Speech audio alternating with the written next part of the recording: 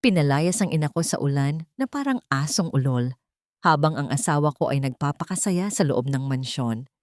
Masanay na kayo. Ganyan talaga ang mahihirap, magnanakaw. Ang matapobreng sigaw ng biyanan ko. Pero hindi ko nalulunukin ang luhang ito. Isang bata lang, hindi mo pa mabuhay sa sinapupunan mo? Wala ka talagang kwenta. Sayang lang ang pagpapakasal ng anak ko sa isang probinsyanang walang silbi. Ang malupit na tinig na yon ay tila patalim na humiwa sa nakabibinging katahimikan ng puting silid sa ospital. Sa ibabaw ng malamig na kama, nakaupo si Teresa. Ang kanyang nanginginig at namumutlang mga daliri ay mahigpit na nakahawak sa isang napakaliit na medyas na kulay dilaw. Ang tanging naiwan sa mga pangarap niyang naging abo. Kaninang umaga lamang ay masaya pa niya itong pinagmamasdan habang kinakausap ang umbok sa kanyang tiyan, ngunit ngayon, ang tiyan niyang iyon ay isa ng hungkag na libingan ng kanyang panganay na anak. Walang luhang pumatak, walang hagulgol na lumabas sa kanyang mga labi. Ang pinakamasidhing sakit ay ang sakit na hindi kayang isigaw.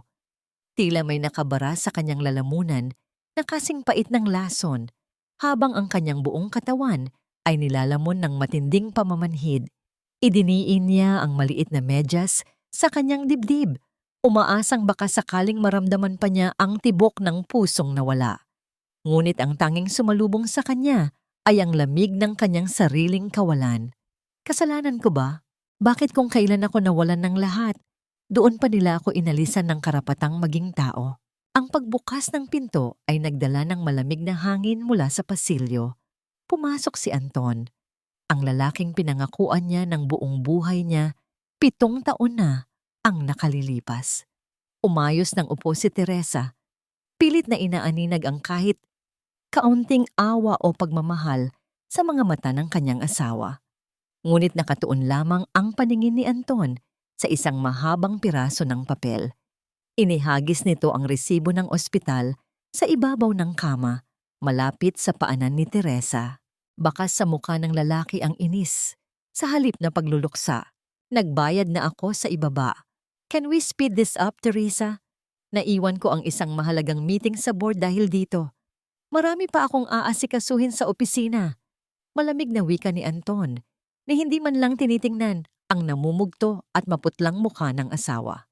Dahan-dahang iniabot ni Teresa ang kanyang nanginginig na kamay patungo sa braso ng asawa, nagmamakaawa ng kahit isang mahigpit na yakap.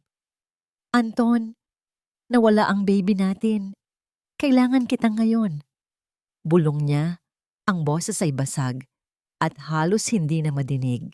Ngunit bago pa man madampi ng kanyang mga daliri ang pamilyar na tela ng damit ni Anton, mabilis na umurong ang lalaki dahil sa biglaang pag-ilaw at paggalaw ng telepono nito sa loob ng bulsa. Ang paulit-ulit na pag-ilaw ng screen ay nagpapakita ng pangalan ng kapatid nitong si Beatrice na walang tigil sa pagtawag.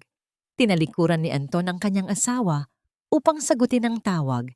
Iniiwan ang kamay ni Teresa na nakasabit sa hangin, nag-iisa at lubos na itinakwil. Mula sa likuran ni Anton, humakbang palapit si Doña Carmen. Ang mga mata ng matanda ay matalim na tila sumusuri sa isang maruming basahan. Huwag mong abalahin ang anak ko sa pag-arte mo, Teresa. Kung tutuusin, ikaw ang dapat sisihin sa nangyaring ito. Masyado kang nagpapakapagod sa kusina sa pag-aasikaso ng mga bisita natin. Nakalimutan mong asawa ka bago ka naging katulong. Ganyan talaga kapag nasanay sa hirap sa probinsya, walang delikadesa sa pag-aalaga ng sarili. Parang pinilipit ang bituka ni Teresa sa narinig. Ang pag-aasikaso sa kusina ay hindi niya ginusto. Iyon ay mahigpit na utos mismo ni Doña Carmen para sa isang malaking pagtitipon ng kanilang mga kaibigang Doña at Don. Inako niya ang lahat ng mabibigat na trabaho, mula sa pagbubuhat ng mga sangkap hanggang sa pagluluto ng maghapon, dahil ayaw niyang mapahiya ang pamilya ng asawa. At ngayon, ang pagsasakripisyong yon ang ginagamit na sandata upang patayin ang kanyang kaluluwa at isisi sa kanya ang pagkamatay ng sarili niyang anak. Ipinikit ni Teresa ang kanyang mga mata. Hinahayaan ang laso ng mga salita na manalantay sa kanyang dugo. Wala siyang lakas upang sumagot. Sa halip na lumaban, dahan-dahan niyang itinupi ang maliit na medyas na kulay dilaw. Inayos niya ang bawat tupi nito ng may matinding pagmamahal. Tiningnan niya ito sa huling pagkakataon bago maingat na isiniksik sa pinakailalim ng kanyang itim na handbag. Kasabay ng pagtatago niya sa medyas ay ang unti-unting paglilibing niya sa natitirang piraso ng pag-asa na baka sakaling ituring siyang kapamilya sa bahay na yon. Hindi na siya iiyak sa harapan nila. Hindi na niya ipapakita ang kanyang kahinaan. Ang mabigat na tensyon sa loob ng silid ay nabasag ng dahan-dahang bumukas muli ang pinto. Pumasok ang isang nurse na bitbit ang natitirang mga gamit ni Teresa. Tahimik nitong inilapag ang mga gamit sa silya.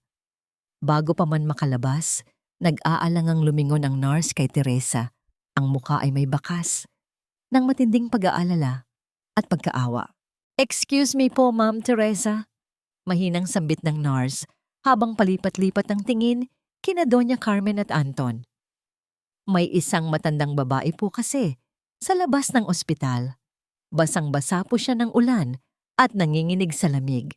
Kanina pa po siya nagmamakaawa sa gwardiya na papasukin siya kahit wala sa visiting hours. Nanay Rosa daw po ang pangalan niya. Nanay niyo po ba siya? Ang pangalang iyon ay parang kuryenteng dumaloy sa manhid na katawan ni Teresa. Nanlaki ang kanyang mga mata habang ang kanyang dibdib ay nagsimulang bumilis ang pagtibok. Huwag mong hayaang makapasok ang babaeng iyan dito sa loob ng kwarto. Baka kung anong mikrobyo ang dala niya mula sa probinsya at kumalat pa rito sa ospital. Ang tinig ni Doña Carmen ay puno ng pandidiri na tila ba ang presensya ng isang ina ay isang lason na dapat iwasan. Ngunit bago pa man makakilos ang mga gwardiya o makapagsalita si Anton, ay mabilis nang tumayo si Teresa mula sa kanyang higaan. Binaliwala niya ang matinding kirot sa kanyang puson at ang panghihina ng kanyang mga tuhod.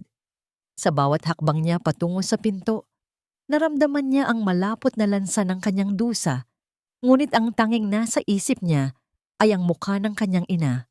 Pagbukas ng pinto, bumungad sa kanya ang isang anyo na nagpaguho sa natitirang tatag ng kanyang puso.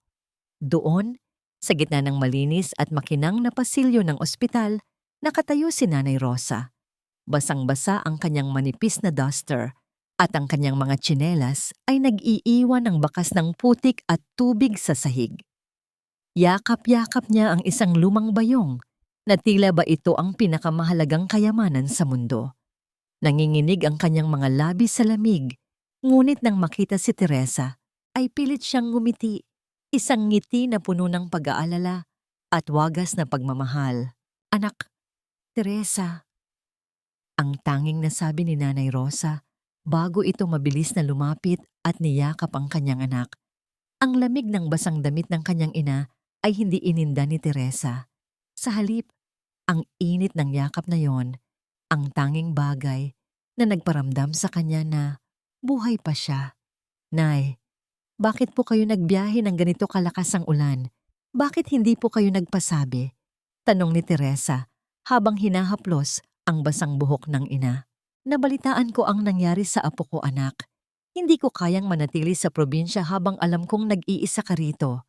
Sagot ni Nanay Rosa habang binubuksan ang kanyang bayong.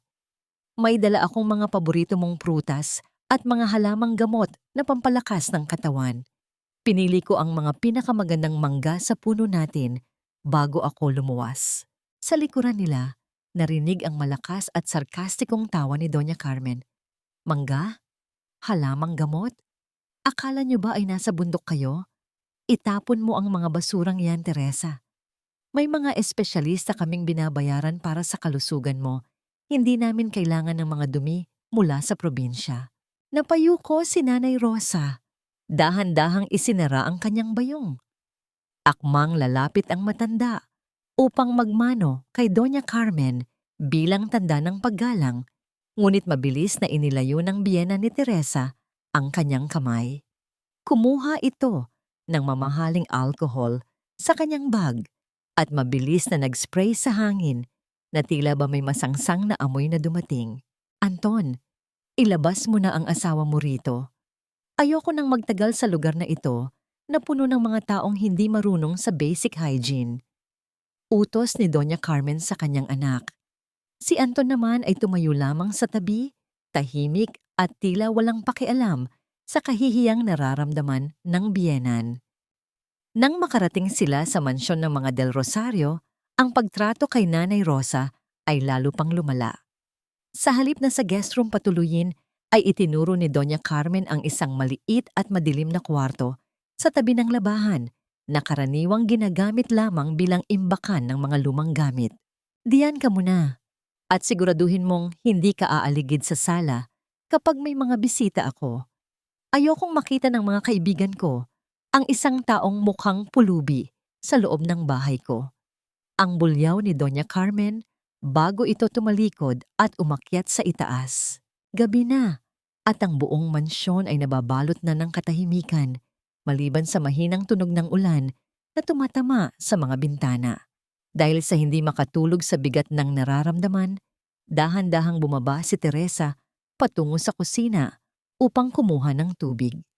Ngunit bago pa man siya makarating sa ref, ay napatigil siya nang makita ang isang anino sa sulok ng madilim na kusina. Doon, sa ibabaw ng maliit na bangkito na malapit sa basurahan, nakaupo si Nanay Rosa. Kinakain niya ang isang piraso ng malamig na tinapay na halatang tira-tira mula sa hapunan ng pamilya kanina. Ang liwanag ng buwan na tumatagos sa bintana ay nagpapakita sa mga luhang tahimik na dumadaloy sa mga kulubot na pisngi ng matanda. Nay! Ang tanging naging bulong ni Teresa, ang kanyang puso ay tila pinipiga sa matinding pait. Mabilis na pinunasan ni Nanay Rosa ang kanyang mga mata at pilit nang ngumiti nang makita ang anak. "Oh, Teresa, bakit gising ka pa? Huwag mo akong alalahanin, anak. Masarap ang tinapay dito sa Maynila. Masarap din ang tubig. Ang mahalaga ay magkasama na tayo." Niyakap ni Teresa ang kanyang ina nang mahigpit. Ibinabaon ang kanyang mukha sa balikat nito. "Nay, patawarin niyo po ako. Hindi ko po gustong tratuhin kayo ng ganito. Sorry po." "Shh! Wala kang kasalanan, anak. Tinitiis ko ang lahat para sa'yo. Basta't huwag kang makikipag-away sa asawa mo dahil sa akin, ha? Ayokong maging mitya ng gulo sa pagsasama niyo." Ang mahinang payo ni Nanay Rosa. Habang patuloy na hinahaplos ang likod ni Teresa upang patahanin ito. Habang nagdadalamhati ang mag-ina sa dilim, hindi nila napansin ang isang figura na nakatayo sa itaas ng hagdan. Si Beatrice, ang kapatid ni Anton, ay mabilis na naglalakad pabalik sa kanyang silid habang may kausap sa telepono. Ang kanyang tinig ay puno ng nerbiyos at pabulong lamang. "Sabi ko naman sa inyo, babayaran ko. Hayaan niyo muna akong makahanap ng paraan. May nakuha na akong gamit. Kailangan ko lang itong maibenta nang hindi nahahalata ni Mama." Ang mabilis na sabi ni Beatrice bago mabilis na pinatay ang tawag at pumasok sa kanyang kwarto. Kinaumagahan, ang katahimikan ng mansyon ay biglang nabulabog ng isang malakas at nakakanginig na sigaw mula sa ikalawang palapag. Ang tunog ng mga yabag ni Doña Carmen ay mabilis na bumaba sa hagdan. Ang kanyang mukha ay pulang-pula sa galit at ang kanyang mga kamay ay nanginginig. "Magnanakaw! May magnanakaw sa loob ng bahay na ito!" Ang hiyaw ni Doña Carmen na naging sanhi ng paglabas ng lahat ng tao sa kanilang mga silid. "Ang kwintas ko! Ang kwintas na may malalaking diamante na bigay pa ng asawa ko. Nawawala sa loob ng vault ko." Lumingon ang matanda at ang kanyang nanlilisik na mga mata ay dumapo kay Nanay Rosa na nooy kalalabas lamang mula sa kwarto sa tabi ng labahan. Isang turo ang ginawa ni Doña Carmen sa mukha ng matanda. Isang akusasyon na magpapabago sa lahat ng bagay sa loob ng tahanang yon. "Huwag ka nang magmaang-maangan pa. Ikaw lang ang bagong mukha rito sa mansyon at sa saktong pagdating mo ay nawala ang pinakamahalagang alahas ko, Ang bawat salitang lumalabas sa bibig ni Doña Carmen ay tila isang malakas na sampal na nagpalingaling sa mukha ni Nanay Rosa. Nanatiling nakatayo ang matanda sa gitna ng malawak na sala. Ang kanyang mga kamay ay magkayakap sa kanyang sariling dibdib habang nanginginig ang kanyang buong katawan. Ang ningning ng mga chandeliers sa kisame ay tila lalong nagpatingkad sa kapayakan ng kanyang suot na ginagawang mas kitang-kita ang agwat ng kanyang katayuan sa mga taong nakapaligid sa kanya. Ma, baka naman nagkamali lang kayo ng lagay. Baka naisabit niyo lang kung saan o nailagay sa ibang kahon. Ang mahinang pagtatanggol ni Teresa habang pilit na humaharang sa pagitan ng kanyang ina, banang nanlilisik na biyanan. Ang kanyang boses ay nanginginig din, hindi dahil sa takot, kundi dahil sa matinding kahihiyan na nararamdaman para sa kanyang ina. Hindi ako nagkakamali, Teresa. At huwag mo akong pagsalitaan na tila ba ako ang may kasalanan sa pagkawala ng sarili kong pag-aari. Bulyaw ni Carmen.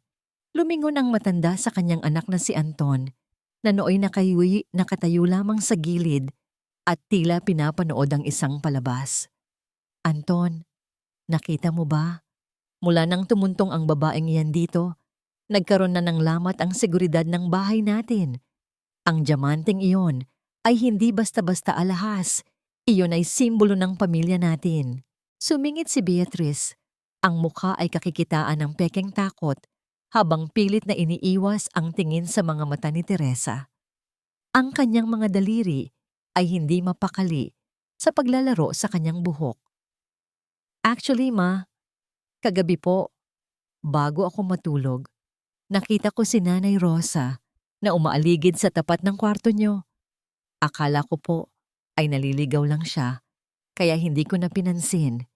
Pero ngayon, nagdududa na rin ako.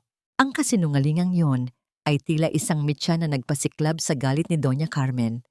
Sa isang mabilis na kumpas ng kanyang kamay, inutusan niya ang 2 gwardiya ng mansyon na kunin ang tanging bag ni Nanay Rosa mula sa maliit nitong silid sa tabi ng labahan. Nakalikha ng isang nakapanlulumong tunog ang pagbagsak ng lumang bayong sa gitna ng sala nang ito ay bitawan ng gwardiya. Walang awang ibinuhos ang lahat ng laman nito sa makinis na sahig na gawa sa marmol. Nagkalat ang ilang piraso ng kupasing duster, ang mga botelya ng langis na gawa sa probinsya, at ang mga balot ng tuyong isda na maingat na binalot ni Nanay Rosa para sana sa kanila. Tingnan niyo ang mga basurang ito. Dito ba niyo itatago ang diamante ko? Sa gitna ng mga malansang isda na ito? Ang pangungutya ni Doña Carmen habang ginagamit ang dulo ng kanyang mamahaling sapatos upang sipain ang mga botelya ng gamot na pampalakas ni Nanay Rosa. Napaluhod si Nanay Rosa sa sahig, hindi upang humingi ng tawad, kundi upang pulutin ang kanyang mga gamit, na tila ba bawat isa rito ay bahagi ng kanyang hininga. Wala po akong kinuha. Maawa po kayo. Hindi ko po kayang gawin ang ganoong bagay. Ang maugong na hagulgol ng matanda, habang ang kanyang mga luha ay pumapatak sa malamig na marmol. Tumingin si Teresa kay Anton, umaasang makikita ang lalaking nangakong poprotektahan siya sa hirap at ginhawa. Anton, magsalita ka naman. Kilala mo si Nanay. 7 taon mo na siyang kilala. Alam mong kahit kailan ay hindi niya nagawang kumuha ng hindi sa kanya. Sabihin mo sa kanila na nagkakamali sila. Ngunit si Anton ay nanatiling nakatayo ng matuwid. Ang kanyang mga mata ay nakatitig sa kawalan, malayo sa mga mata ng kanyang asawa. Ang katahimikan nito ay mas masakit pa kaysa sa anumang sigaw ni Doña Carmen. Iniiwas nito ang tingin nang subukan siyang hawakan ni Teresa sa braso. Sa gitna ng kaguluhan, mabilis na itinago ni Nanay Rosa ang isang maliit at lukot na piraso ng papel sa loob ng kanyang palad. Akala ni Doña Carmen ay ang diamante na ang hawak ng matanda, kaya mabilis nitong hinablot ang kamay ni Rosa at pilit na binuksan ang mga daliri nito na nagresulta sa ilang gasgas sa balat ng matanda. Hindi diamante ang lumabas, kundi isang lukot na papel, isang resibo mula sa isang maliit na sanglaan sa kanilang bayan sa probinsya. Ito ang patunay na isinangla ni Nanay Rosa ang huling piraso ng kanilang maliit na lupa upang may maidalang pera para sa espesyal na pagkain at gamot ni Teresa pagkatapos nitong makunan. Ang katotohanan ito ay tila isang kutsilyong bumaon sa puso ni Teresa. Ang kanyang ina ay narito upang isakripisyo ang huling pag-asa nila sa probinsya para sa kanya. Ngunit dito sa bahay na ito, itinuturing itong isang kriminal. Ngunit para kay Doña Carmen, ang papel na yon ay isa lamang patunay ng pagiging desperado ng matanda sa pera. Kita nyo na, naghihirap na pala kayo, kaya kailangan mong magnakaw para mabawi ang lupa mo. Nagdala ka pa ng ebidensya ng kahirapan mo sa loob ng bahay ko. Muling humarap ang biyenan kay Anton. Ang kanyang boses ay puno ng pinalidad. Anton, hindi ko na palalampasin ito. Nasira na ang tiwala ko. Gusto kong paalisin ang babaeng ito sa bahay ko ngayon din, bago ko patawagan ang mga pulis at mabulok siya sa kulungan. Lahat ng mata ay nakatuon na kay Anton. Ang bawat segundo ng kanyang pananahimik ay tila isang taon para kay Teresa. Humakbang ang lalaki palapit sa kinalululukan ng kanyang biyenan. Ang bayag ng kanyang sapatos sa sahig ay nagbibigay ng mensahe ng katapusan. Tumingala si Nanay Rosa sa kanyang minugang lalaki. Ang kanyang mga mata ay puno ng pag-asa na baka sa huling pagkakataon ay may katarungang matira. Ngunit ang mga labi ni Anton ay bumukas upang bitawan ang mga salitang tatapos sa lahat ng natitirang pag-ibig sa loob ng puso ni Teresa. Nay Rosa, ang panimula ni Anton, ang boses ay kasing lamig ng sementeryo. Umuwi na po kayo sa probinsya, Nay Rosa. Hindi ko na palalakihin ang gulo na ito para hindi na kayo makulong. Ipapaliwanag ko na lang kay Mama na mas mabuting ganito na lang ang mangyari. Ang bawat salita ni Anton ay tila mga pako na isa-isang bumaon sa puso ni Teresa. Hindi siya makapaniwala na ang lalaking nangakong ituturing na sariling ina, si Rosa, ay ganoon na lamang kadaling naniwala sa isang walang basehang paratang. Ang lamig sa tinig ni Anton ay mas masakit pa kaysa sa anumang sigaw ni Doña Carmen. Para kay Anton, ang pagpapauwi sa biyenan ng walang kaso ay isang malaking pabor, isang kabaitan na dapat pa nilang ipagpasalamat. Anton, paano mo nagagawa ito? Ang hiyaw ni Teresa, ang kanyang boses ay nanginginig sa pagitan ng galit at matinding hapis. Hindi magnanakaw ang nanay ko. Mas kilala mo siya kaysa sa kahit sino rito. Bakit hindi mo kami kayang panindigan? Ngunit hindi tumingin si Anton sa kanya. Sa halip, lumapit ang lalaki sa kanyang ina na si Doña Carmen at bumulong ng ilang bagay na tila sinusubukang pakalmahin ang matanda. Sa isang iglap, kinuha ni Doña Carmen ang mga gamit ni Nanay Rosa na nakakalat sa sahig at padaskol na isinilid muli sa bayong. Hindi pa nakontento, hinila ng matanda ang bayong patungo sa malaking pinto ng mansyon. Eksaktong pagbukas ng pinto, ang malakas na bugso ng hangin at ulan ay pumasok sa loob ng sala. Walang pag-aalinlangang inihagis ni Doña Carmen ang bag ni Nanay Rosa palabas, kung saan ito ay bumagsak sa basang semento ng garden. Ang tunog ng pagbagsak ng mga gamit ay hinaluan ng ingay ng malakas na ulan, na tila ba ang langit mismo ay tumatangis para sa matanda. Layas, wag na wag ka nang magpapakita rito. Ikaw na matandang mapagsamantala. Ang huling sigaw ni Doña Carmen bago siya humarap kay Teresa na may mapang-uyam ng ngiti.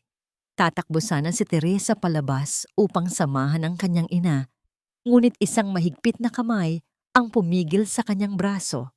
Si Anton. Hinawakan niya ng ganoon na lamang kahigpit ang asawa. Sapat na upang mag-iwan ng marka sa balat nito. Huwag kang gumawa ng eskandalo, Teresa. Nakakahiya sa mga kapitbahay. Asawa kita at tungkulin mong sumunod sa desisyon ko para sa pamilyang ito. Ang madiin at banta ng tinig ni Anton habang pilit na hinihila ang asawa pabalik sa loob. Mula sa gitna ng malakas na ulan, tumayo si Nanay Rosa. Ang kanyang manipis na duster ay dumidikit na sa kanyang katawan dahil sa pagkabasa at ang kanyang buhok ay gulo-gulo na. Ngunit sa halip na magalit, tumingin siya kay Teresa na nooy pinipigilan ni Anton. Nakita ni Teresa ang mga labi ng kanyang ina na gumalaw, walang tunog ngunit malinaw ang mensahe. Huwag na anak, okay lang si nanay. Huwag mo nang sirain ang buhay mo para sa akin. Dahan-dahang tumalikod ang matanda. Bit-bit ang kanyang basang bayong at nagsimulang lumakad patungo sa malaking gate ng subdivision.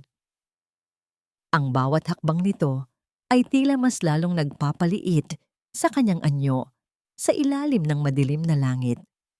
Walang sino man sa mansyon ang nagtangkang tumulong maliban kay Teresa na tila isang ibon sa loob ng hawla, nanonood habang ang tanging liwanag ng kanyang buhay ay unti-unting nawawala sa dilim. Nang tuluyan ng maisara ang pinto ng mansyon, binitawan ni Anton ang braso ni Teresa. Akala niya ay iiyak ang asawa o maglulupasay sa sahig, ngunit nagkamali siya. Nanatiling nakatayo nang tuwid si Teresa. Ang kanyang mga mata, na dati ay puno ng lambing at pagsinta para kay Anton, ay tila naging mga batong malamig at rasyonal. Wala nang luha, wala nang pakiusap. Sana ay naging masaya ka sa ginawa mo, Anton. Ang tanging nabanggit ni Teresa sa isang napakatahimik ngunit nakakapangilabot na boses. Tumalikod siya at dahan-dahang umakyat sa hagdan. Pumasok siya sa loob ng banyo ng kanilang silid at binuksan ang shower. Hinayaan niyang dumaloy ang malamig na tubig sa kanyang katawan, kasabay ng paghugas sa lahat ng natitirang pag-ibig na mayroon siya para sa pamilyang Del Rosario. Sa bawat patak ng tubig, tila tinatanggal ang lahat ng dumi ng 7 taon niyang pagtitiis. Sa gitna ng usok ng mainit na tubig at lamig ng banyo, tumingin si Teresa sa salamin.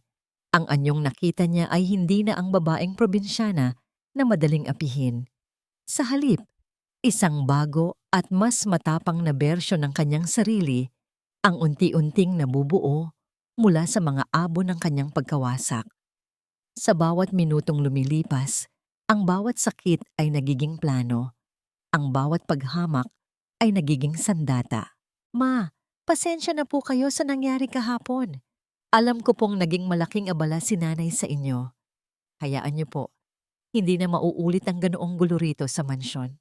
Ang mga salitang iyon ay lumabas sa bibig ni Teresa habang maingat niyang inilalapag ang tasa ng mainit na kape sa harap ni Doña Carmen. Walang bakas ng galit sa kanyang mukha. Walang bahid ng pagre-rebelde sa kanyang tinig. Ang kanyang mga mata ay nanatiling nakatungo. Isang anyo ng perpektong pagsunod na tila ba ang lahat ng nangyari sa kanyang ina ay isang masamang panaginip na kanya nang kinalimutan. Ang marahang tunog ng porselana na sumasayad sa ibabaw ng lamesang gawa sa marmol ay ang tanging ingay na namayani sa tahimik na silid kainan. Tumingin si Doña Carmen sa kanyang minugang babae. Isang mapang-aping ngiti ang gumuhit sa kanyang mga labi. Mabuti naman at natauhan ka na, Teresa. Akala ko ay kailangan ko pa ring tiisin ang drama mo hanggang sa susunod na linggo. Dapat mo talagang matutunan kung saan ka lulugar sa pamilyang ito. Hindi dahil asawa ka ni Anton ay kapantay mo na kami. Sumipsip ang matanda sa kanyang kape, ang kanyang kilos ay puno ng kayabangan. Dapat mong tandaan na ang pagkakaroon ng malasakit sa pamilyang ito ay nangangahulugan ng pagprotekta sa aming pangalan. Kung ang nanay mo ang magiging mantsa sa dangal namin, dapat mo siyang talikuran. Ganyan ang tunay na asawa. Tumango lamang si Teresa. Ang kanyang mga kamay ay maingat na nakatiklop sa kanyang harapan. Opo, ma. Naiintindihan ko na po. Pumasok si Anton sa silid kainan. Maayos na ang suot para sa trabaho. Nang makita ang eksena, ang kanyang ina na kampanteng nagkakape at ang kanyang asawa na muling naging masunurin, ay nakaramdam siya ng malaking kaginhawaan. Akala niya ay mahihirapan siyang amuhin si Teresa pagkatapos ng ulan kahapon, ngunit tila naging madali ang lahat. Lumapit siya kay Teresa at hinawakan ang balikat nito. Isang haplos na dati ay nagpapakilig sa babae ngunit ngayon ay tila ba isang uod na gumagapang sa kanyang balat. I'm glad you're okay now, hon. Alam mo namang para sa atin din ang ginagawa ko. 'Di ba? Sabi ni Anton habang kinukuha ang kanyang pitaka. Inilabas niya ang isang makintab at bagong credit card at inilapag ito sa palad ni Teresa. Here, bilhin mo ang lahat ng gusto mo. Mag-shopping ka. Pumunta ka sa spa. Consider this as my peace offering. Gusto kong makita kang masaya at hindi na iniisip ang mga bagay na wala namang maitutulong sa atin. Tiningnan ni Teresa ang card na nasa kanyang palad. Sa paningin ng iba, ito ay isang simbolo ng karangyaan at pagmamahal ng asawa. Ngunit para sa kanya, ito ay bayad sa bawat patak ng ulan na dumanas sa kanyang ina. Ngumiti siya ng pilit kay Anton, isang ngiti na hindi umabot sa kanyang mga mata.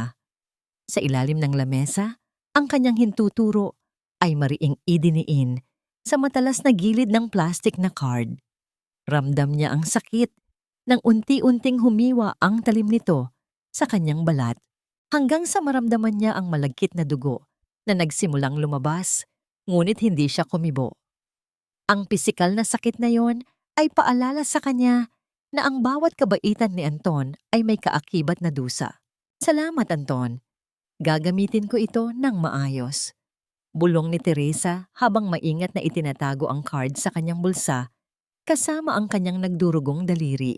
Habang nagpapatuloy ang almusal, mabilis na pumasok si Beatrice sa silid. Ang kanyang mukha ay maputla at ang kanyang mga mata ay hindi mapakali. Hindi siya kumain. Sa halip ay uminom lamang siya ng mabilis sa kanyang baso ng tubig. Ang kanyang telepono na nakapatong sa lamesa ay biglang nagliwanag sa isang mensahe mula sa isang hindi kilalang numero. Ang liwanag ng screen ay sapat na upang makita ni Teresa ang mga salitang, "May 3 araw ka na lang. Alam mo ang mangyayari kapag hindi ka nakapagbayad." Mabilis na kinuha ni Beatrice ang telepono at tumakbo pabalik sa kanyang silid. Iniwan ang isang kakaibang tensyon sa silid kainan na tila ba may paparating na bagyo. Nang makaalis na si Anton patungo sa opisina at si Doña Carmen naman ay abala sa kanyang mga tawag sa mga kaibigang Doña, pumasok si Teresa sa loob ng kanilang silid at siniguradong nakakunci ang pinto. Inilabas niya ang kanyang lumang telepono mula sa ilalim ng kanilang kama, isang gadget na matagal na niyang hindi nagagamit mula nang bigyan siya ni Anton ng pinakabagong modelo. Binuksan niya ang listahan ng kanyang mga contact. Hinanap niya ang isang pangalan na 7 taon na niyang hindi kinakausap, isang tao mula sa kanyang nakaraan, bago pa siya naging Mrs. Del Rosario. Isang tao na alam niyang tanging makakatulong sa kanya sa laban na ito. Natagpuan niya ang pangalan, Attorney Gabriel. Ang kanyang mga daliri ay nag-aalangan sa ibabaw ng screen. Alam niyang sa oras na pindutin niya ang tawag na yon, wala na siyang balikan.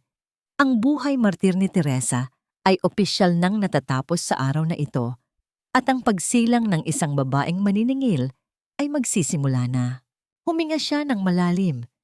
Ipinikit ang kanyang mga mat habang inaalala ang mukha ng kanyang inang basang-basa sa ulan at pinindot ang pindutan para tumawag.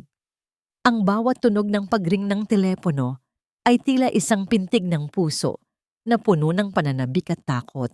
Ang katahimikan sa loob ng mansyon ng mga Del Rosario ay tila isang mabigat at madilim na kumot na unti-unting sumasakal sa bawat sulok ng bahay. Para sa mga taong nakatira rito, ito ay tanda ng kapayapaan, ngunit para kay Teresa, ito ang katahimikan bago ang isang malakas na pagsabog. Bit-bit ang isang basahan at panlinis, dahan-dahan siyang naglakad patungo sa silid ni Beatrice. Ito ang pagkakataong hinihintay niya. Ang sandali kung kailan ang lahat ay abala sa kani-kanilang mga buhay. Iniiwan ang mga bakas ng kanilang mga dumi na siya namang kanyang lilikumin. Pumasok siya sa loob ng silid nang walang anumang tunog. Ang amoy ng mamahaling pabango ni Beatrice ay humahalo sa hangin. Isang amoy na dati ay kinabibiliban ni Teresa, ngunit ngayon ay nagdudulot na lamang sa kanya ng pagkasuka. Maingat siyang lumapit sa basurahan na gawa sa makinang na metal sa tabi ng vanity mirror. Alam niya ang ugali ni Beatrice. Ito ay kampante, mapagmataas, at naniniwalang walang sino man sa bahay na ito ang may lakas ng loob na usisain ang kanyang mga gamit. Sa ilalim ng mga ginamit na cotton pads at tissue, may nakita si Teresa na mga maliliit at punit-punit na piraso ng papel. Ang kanyang puso ay nagsimulang tumibok ng mabilis. Ang bawat pintig ay tila isang martilyo na humahampas sa kanyang dibdib. Dahan-dahan niyang kinuha ang mga pirasong yun. Ang kanyang mga daliri ay nanginginig sa pag-asang may mahanap na ebidensya. Nang pagtagni-tagniin niya ang mga salita sa kanyang isipan, nabasa niya ang mga katagang VIP Casino Membership, debt settlement at ang numerong 5 milyon. Isang malamig na kilabot ang gumapang sa kanyang likuran. 5 milyong piso. Ang halagang ito ay sapat na upang mabaon sa utang ang kahit na sinong marangya ang pamumuhay. Ngunit ang mas nakakapanghina ay ang isang maliit na bahagi ng papel na may tuyong marka ng selyo mula sa isang kilalang sanglaan. Ang sanglaan kung saan dinala ang nawawalang kwintas ni Doña Carmen. Eksaktong itatago na sana ni Teresa ang mga papel sa loob ng kanyang bulsa nang marinig niya ang tunog ng mabilis na mga yabag sa pasilyo. Ang bawat hakbang ng sapatos ni Beatrice sa sahig ay tila isang babala ng panganib. Hindi na nagkaroon ng oras si Teresa na lumayo. Bumukas ang pinto ng may lakas at pumasok si Beatrice na ang muka ay balot ng galit at nerbiyos. "What are you doing here? Sino ang nagsabi sa iyong pumasok ka sa kwarto ko at pakialaman ang mga gamit ko?" Ang hiyaw ni Beatrice. Mabilis siyang lumapit kay Teresa at marahas na hinablot ang braso nito. Ang kuko ni Beatrice ay bumaon sa balat ni Teresa, ngunit hindi ito ininda ng huli. Tumingin si Teresa sa kanyang biyenang babae, pilit na pinanatili ang anyo ng isang takot na katulong. "Patawad po, Beatrice. Nais ko lamang pong linisin ang basurahan niyo dahil baka mapuno na. Nakita ko pong marami ng kalat." "Liar! You're snooping around, aren't you? Akala mo ba ay hindi ko alam ang ginagawa mo? Huwag mong isiping porke naging masunurin ka kay Mama ay may karapatan ka ng mag-imbestiga." Tila isang ulol na aso si Beatrice sa kanyang pananalita. Mabilis niyang kinuha ang basurahan at itinapon ang lahat ng laman nito sa gitna ng silid. Pilit na hinahanap kung may nakuha ba si Teresa. Ngunit mabilis ang kamay ni Teresa. Ang pinakamahalagang piraso ng papel, ang may selyo ng sanglaan, ay ligtas na nakatago sa ilalim ng kanyang suot na medyas, malapit sa kanyang sakong. Ramdam niya ang talim ng papel na tumutusok sa kanyang balat sa bawat paggalaw niya. Ngunit nanatili siyang nakayuko. "Wala po akong kinuha, Beatrice. Linis lang po talaga ang pakay ko. Pasensya na po kung naabala ko kayo." Ang mahinang sagot ni Teresa. Ang kanyang boses ay tila isang basag na plaka na puno ng pagpapakumbaba. Tumingin si Beatrice sa kanya ng may matinding pandidiri bago siya itinulak palabas ng silid. "Get out! At wag na wag ka nang babalik dito kung ayaw mong ako mismo ang magpaalis sa iyo sa mansyong ito, kasunod ng nanay mong magnanakaw." Nang maisara ang pinto, sumandal si Teresa sa pader ng pasilyo. Ang kanyang paghinga ay mabigat at mabilis. Hinawakan niya ang kanyang dibdib, sinusubukang pakalmahin ang kanyang sarili. Ang bawat pang-iinsulto ni Beatrice ay tila langis, na lalong nagpapasiklab sa apoy ng kanyang paghihiganti. Hindi na siya nasasaktan.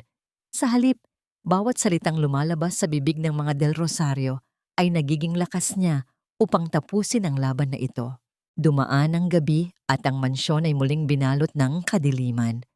Mula sa bintana ng kanyang silid, nakita ni Teresa ang isang itim na SUV na dahan-dahang huminto sa tapat ng gate. Walang ilaw ang sasakyan at ang makina nito ay naglalabas lamang ng mahinang dagundong na halos hindi madinig. Nakita niyang lumabas si Beatrice mula sa pintong likuran. balot ng itim na jacket, at mabilis na pumasok sa loob ng sasakyan. Ang sasakyan ay mabilis ding umalis na tila ba isang anino na nilamon ng gabi. Kinuha ni Teresa ang kanyang telepono at tiningnan ang mensaheng kadarating lang mula kay Attorney Gabriel. The meeting is set. Tomorrow, 10 a.m. at the old library. I have the documents you asked for and something more about Anton's finances. Be careful, Tere. Mag-iingat ka. Ipinikit ni Teresa ang kanyang mga mata habang dinarama ang bigat ng papel na nasa loob ng kanyang medyas. Bukas, ang mga lihim ng pamilyang ito ay unti-unti nang mabubunyag. Bukas, hindi na siya ang biktima. Ang tanging tunog na namayani sa silid ay ang mahinang pag-ikot ng ceiling fan na tila ba isang orasan na nagbibilang ng mga huling sandali ng kaligayahan ng mga Del Rosario. Hindi alam ni Anton na nooy mahimbing na natutulog sa tabi niya na ang babaeng inaakala niyang muli niyang naamo ay ang siya ring kukuha ng lahat ng mayroon siya. Tere, hindi mo kailangang pasanin ang buong mundo ng mag-isa. Nandito ako. Ngayon at sa mga susunod pang araw, hindi ka na muling lalakad sa dilim ng walang kasama. Ang boses ni Attorney Gabriel ay tila isang banayad na himig na pilit na nagpapahupa sa nagngangalit na bagyo sa loob ng dibdib ni Teresa.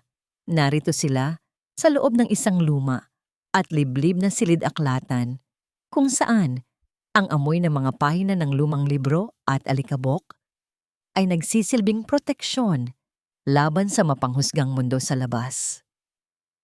Ang liwanag ng araw na tumatagos sa mataas na bintana ay nagpapakita sa mga maliliit na dumi na sumasayaw sa hangin, tila ba mga alaala ng nakaraan na pilit na bumabalik. Dahan-dahang itinigil ni Teresa ang paglalaro sa dulo ng kanyang panyo. Tumingala siya at sinalubong ang mga mata ni Gabriel. Ang mga matang dati ay puno ng pangarap noong sila ay nasa kolehiyo pa. At ngayon ay puno ng seryosong pangako at hindi matatawarang respeto. Sa 7 taon ng kanyang pagsasama kay Anton, nakalimutan na ni Teresa kung paano tignan ng ganito. Na tila ba siya ay isang mamahaling hiyas na dapat ingatan at hindi isang kagamitan na pwedeng itapon kapag hindi na kailangan. Maingat na itinulak ni Gabriel ang isang tasa ng mainit na tsaa ng mansanilya patungo sa harap ni Teresa. Ang marahang tunog ng pag-usod ng tasa sa ibabaw ng kahoy na mesa ay ang tanging bumasag sa katahimikan. Uminom ka muna. Namumutla ka. At alam kong hindi ka maayos na nakakain simula nang mangyari ang insidente kay Nanay Rosa. Sa simpleng pagbanggit sa pangalan ng kanyang ina, naramdaman ni Teresa ang pamilyar na hapdi sa kanyang lalamunan. Ngunit sa pagkakataong ito, hindi niya hinayaang bumagsak ang luha. Kinuha niya ang tasa, hinahayaan ang init nito na dumaloy sa kanyang mga palad na kasing lamig ng yelo. Ang bawat sip-sip niya sa tsaa ay tila ba nagbibigay ng bagong lakas sa kanyang nanghihinang katawan. Salamat, Gabriel. Ang mahinang tugon ni Teresa. Akala ko ay wala na akong matatakbuhan. Ang buong mansyon ay tila naging isang malaking bitag at bawat kilos ko ay binabantayan. Tumango si Gabriel. Kay Gabriel, ang kanyang muka ay naging seryoso habang binubuksan ng isang makapal na folder na itim. Inilabas niya ang ilang mga dokumento na puno ng mga numero at pirma. Hindi lang bitag ang mansyong yon, Tere. Ito ay isang bahay na gawa sa baraha at malapit na itong gumuho. Inimbestigahan ko ang mga bank accounts at financial reports ng Del Rosario Group of Companies, pati na ang personal na gastos ni Anton. Inilapit ni Gabriel ang isang papel kay Teresa. Ang bawat salitang nakasulat doon ay tila isang panibagong sampal ng katotohanan. Anton is not as successful as he portrays himself to be. Malaki ang butas sa pondo ng kumpanya nila dahil sa mga maling investment at ang katotohanan na siya mismo ang kumukuha ng pera para bayaran ang mga pagkakamali ni Beatrice sa kasino. He is drowning in debt, Tere. Kaya ganoon na lamang ang takot niya kay Doña Carmen at kaya ganoon na lamang ang pagpupumilit niyang protektahan ang pangalan nila dahil ang pangalan na lang ang natitira sa kanila. Naramdaman ni Teresa ang pagkahilo. Ang lalaking sinamba niya, ang lalaking pinagkatiwalaan niya ng kanyang buhay at ng kanyang namatay na anak, ay isang mapagpanggap na duwag. Hindi lang pala dangal ang itinatago nito, kundi ang isang malaking kabulukan na pilit na tinatakpan ng ginto. Anong gagawin natin? Ang tanong ni Teresa, ang kanyang tinig, ay wala nang bahid ng takot, kundi purong determinasyon. Inihahanda ko na ang petition para sa legal separation at annulment base sa psychological incapacity at abandonment of duty. Pero kailangan nating masigurado ang asset protection mo. Ang paliwanag ni Gabriel habang dahan-dahang hinahawakan ang likod ng kamay ni Teresa. Ang haplos na yon ay hindi mali siya, kundi isang tahimik na suporta na tila ba sinasabing, andito ako, hindi kita bibitawan. Kailangan nating makuha ang ebidensya mula sa sanglaan kung saan dinala ang kwintas. Kung mapapatunayan nating si Beatriz ang nagnakaw at alam ito ni Anton, pero pinalabas nilang si Nanay Rosa ang may sala, meron tayong sapat na bala para sa kasong perjury at defamation. Dagdag pa ni Gabriel. Inabot ni Gabriel ang isang maliit na piraso ng papel na may nakasulat na address. Ito ang address ng isang sanglaan sa isang liblib na lugar sa Tondo. Doon madalas makita ang SUV na sinasabi mong sinasakyan ni Beatriz tuwing madaling araw. I have a contact there, pero kailangan mong mag-ingat, Tere. Once we step into this territory, it gets dangerous. Tumingin si Teresa sa address. Ang lugar na yon ay malayo sa marangyang mundo ng Makati at Forbes Park. Ngunit doon nakatago ang susi sa kanyang kalayaan. Sa isang sandali, muling bumalik sa kanyang isipan ang larawan ni Nanay Rosa na basang-basa sa ulan, pinapalayas na parang isang kriminal. Ang sakit na yon ang naging semento sa kanyang desisyon. Handa ako, Gabriel. Kahit anong mangyari, hindi ko nahahayaang tapakan nila ang pagkatao ko at ng nanay ko. Ang dire-diretsong sabi ni Teresa habang tumatayo. Bago siya makalabas, tumayo rin si Gabriel at mabilis na kinuha ang kanyang coat upang isuot kay Teresa. Ang pagkakalapit ng kanilang mga katawan ay nagdulot ng isang kakaibang kilig. Isang kilig na hindi nakabatay sa pagnanasa, kundi sa pakiramdam ng pagiging ligtas sa piling ng isang taong tunay na nagpapahalaga sa iyo. Ang bango ng sabon at kalamansi ni Gabriel ay tila ba nagbigay sa kanya ng sariwang hangin sa gitna ng suffocating na amoy ng kasinungalingan ng mga Del Rosario. Tandaan mo, Tere. One wrong move at malalaman nila ang plano natin. Act normal. Be the submissive wife for a little while longer. Ang huling bilin ni Gabriel habang hinahatid siya ng tingin sa pinto. Lumabas si Teresa sa silid-aklatan. Ang bawat hakbang niya sa semento ay puno ng bigat at layunin. Ngunit pagdating niya sa kanyang sasakyan, napansin niya ang isang bagay na nagpatigil sa tibok ng kanyang puso. Isang hindi pamilyar na lalaki ang nakasandal sa pader malapit sa kanyang kotse, nakasuot ng itim na jacket at tila ba kanina pa siya tinitingnan. Nang magtama ang kanilang mga mata, mabilis na tumalikod ang lalaki at naglakad palayo. Ngunit sapat na ang oras na yon upang makita ni Teresa ang isang pamilyar na tattoo sa leeg nito. Isang tattoo na nakita rin niya sa isa sa mga lalaking kausap ni Beatriz kagabi. Ang kanyang kamay ay nanginginig habang binubuksan ang pinto ng sasakyan. Alam niyang hindi na lang basta pamilya ang kalaban niya. May mga mata na siyang nakasunod at ang bawat segundong lumilipas ay tila ba isang karera sa pagitan ng kanyang kalayaan at ng isang panganib na hindi pa niya lubos na nauunawaan. Ang bawat pag-ikot ng gulong ng lumang sasakyang kinuha ni Teresa mula sa talyer ay tila ba isang paglalakbay patungo sa kailaliman ng impyerno. Iniwan niya ang malinis at mabangong mundo ng Makati at dahan-dahang pumasok sa mga makikitid at madidilim na eskinita ng Tondo.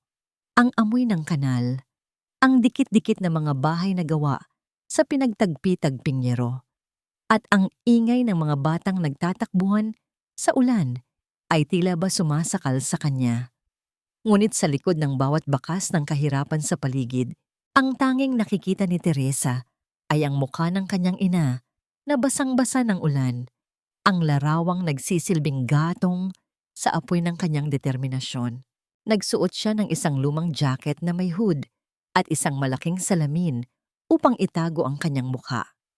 Huminto siya sa tapat ng isang kupas na gusali na may karatulang Agencia de Empeños ni Mang Canor. Ang bakal na rehas ng sanglaan ay kinalawang na at ang loob ay nababalot ng madilaw na liwanag mula sa isang bombilya na tila anumang oras ay mapupundi na. Ang bawat hakbang ni Teresa sa semento ay naglalabas ng tunog ng pagkuskos ng buhangin at dumi, isang tunog na nagpapataas ng antas ng kanyang kaba. Pagpasok niya, sinalubong siya ng isang matandang lalaki na may malalim na mga mata at tila ba kanina pa siya pinagmamasdan mula sa likod ng makapal na salamin. Ang tunog ng pagpihit at ng susi sa loob ng kandado ng mga rehas ay bumasag sa katahimikan ng maliit na silid. "Anong maipaglilingkod ko sa iyo, iha? Magsasangla ka ba o kukuha?" Ang paos na tinig ng matanda habang ang usok mula sa kanyang sigarilyo ay dahan-dahang gumagapang sa hangin. Hindi nagsalita si Teresa. Sa halip, inilabas niya ang isang makapal na bundle ng pera mula sa kanyang bag, perang nakuha niya mula sa peace offering ni Anton, at dahan-dahang inilapag sa ibabaw ng counter. Ang tunog ng pagkakalagay ng pera sa ibabaw ng kahoy ay tila ba isang hudyat ng isang lihim na transaksyon. Gusto kong makita ang record ng isang transaksyon noong nakaraang linggo. Ang matapang na sabi ni Teresa, ang kanyang boses ay hindi nayayanig. "Isang kwintas na may malalaking diamante. Alam kong narito iyon." Nanliit ang mga mata ng matanda. Tiningnan niya ang pera, pagkatapos ay tumingin sa paligid upang siguraduhing walang ibang nakakarinig. Dahan-dahan niyang kinuha ang isang lumang logbook mula sa ilalim ng mesa. Ang bawat paglipat ng pahina ay naglalabas ng tunog ng pagkapunit ng lumang papel. Isang tunog na tila ba nagbibilang ng mga kasalanan ng pamilyang Del Rosario. At doon, sa gitna ng mga listahan ng mga nakasanglang kagamitan, nakita ni Teresa ang hinahanap niya.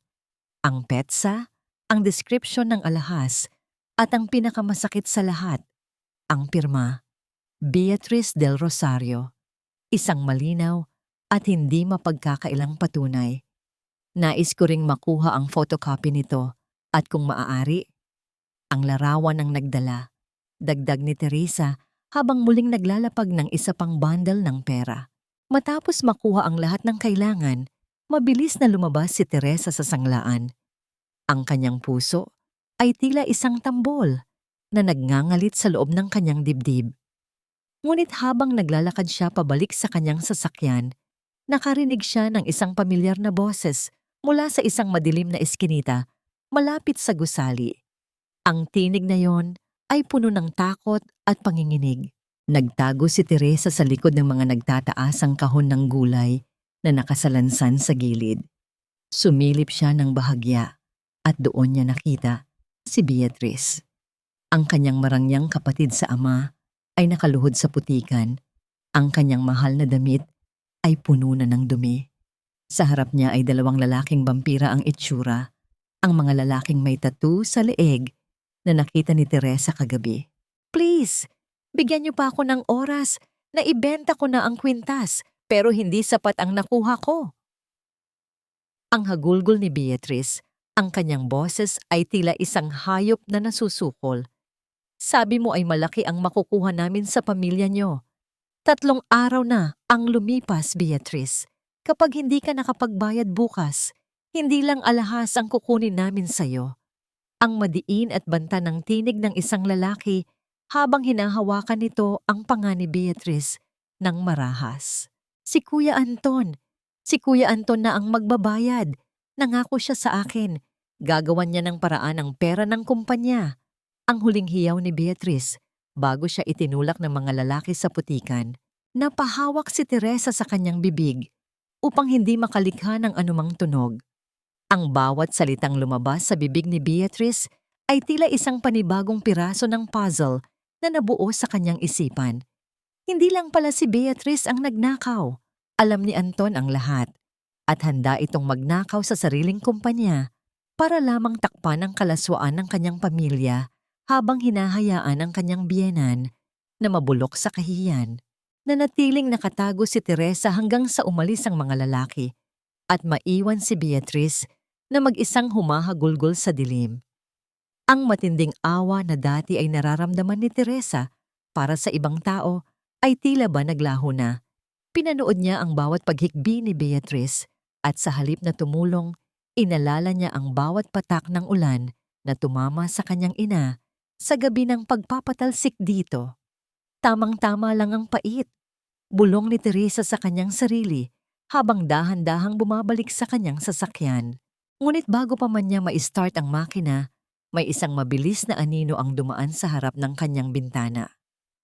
Ang tunog ng pagkakaluskos ng tuyong dahon at ang biglaang paglamig ng hangin ay nagpahiwatig na hindi pa siya nakakaalis sa panganib. Isang sulat ang nakadikit sa kanyang wiper, isang sobrang kulay itim na tila ba isang paanyaya sa isang libing. Nang buksan niya ito, isang litrato ang bumulaga sa kanya. Litrato niya iyon habang kausap si Attorney Gabriel sa silid-aklatan at sa likod nito ay may nakasulat na mga salitang, "Ang pagtataksil ay may katumbas na kamatayan." Ang kanyang hininga ay naging mabilis at mababaw. Ang kalaban ay hindi na lang nagtatago sa loob ng mansyon. Narito na sila sa paligid niya. Binabantayan ang bawat hinga niya. Ang bawat hakbang ni Teresa papasok sa madilim at tahimik na mansyon ng mga Del Rosario ay tila ba isang paglalakad sa ibabaw ng maliliit na piraso ng basag na salamin. Ang itim na sobrang naglalaman ng banta sa kanyang buhay ay tila ba naglalabas ng init sa loob ng kanyang bulsa.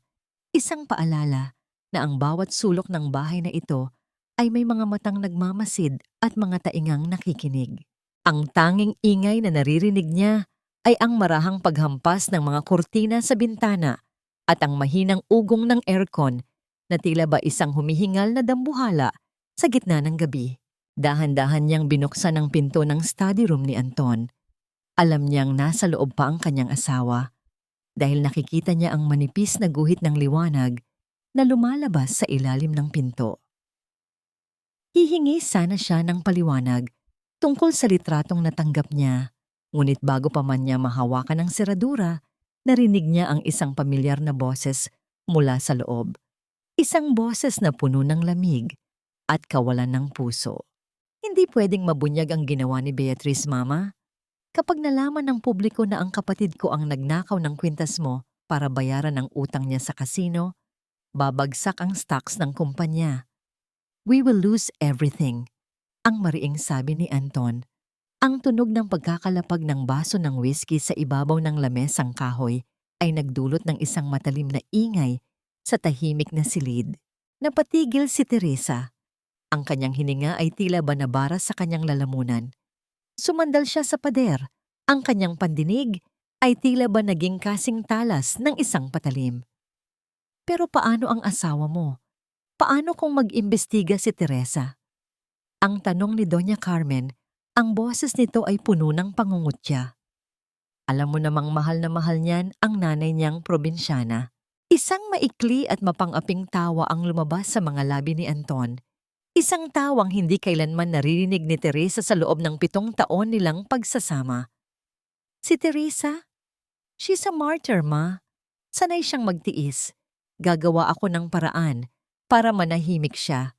Bibigyan ko siya ng pera, ng mga alahas, at maniniwala na naman siya sa mga pangako ko at tungkol sa nanay niya.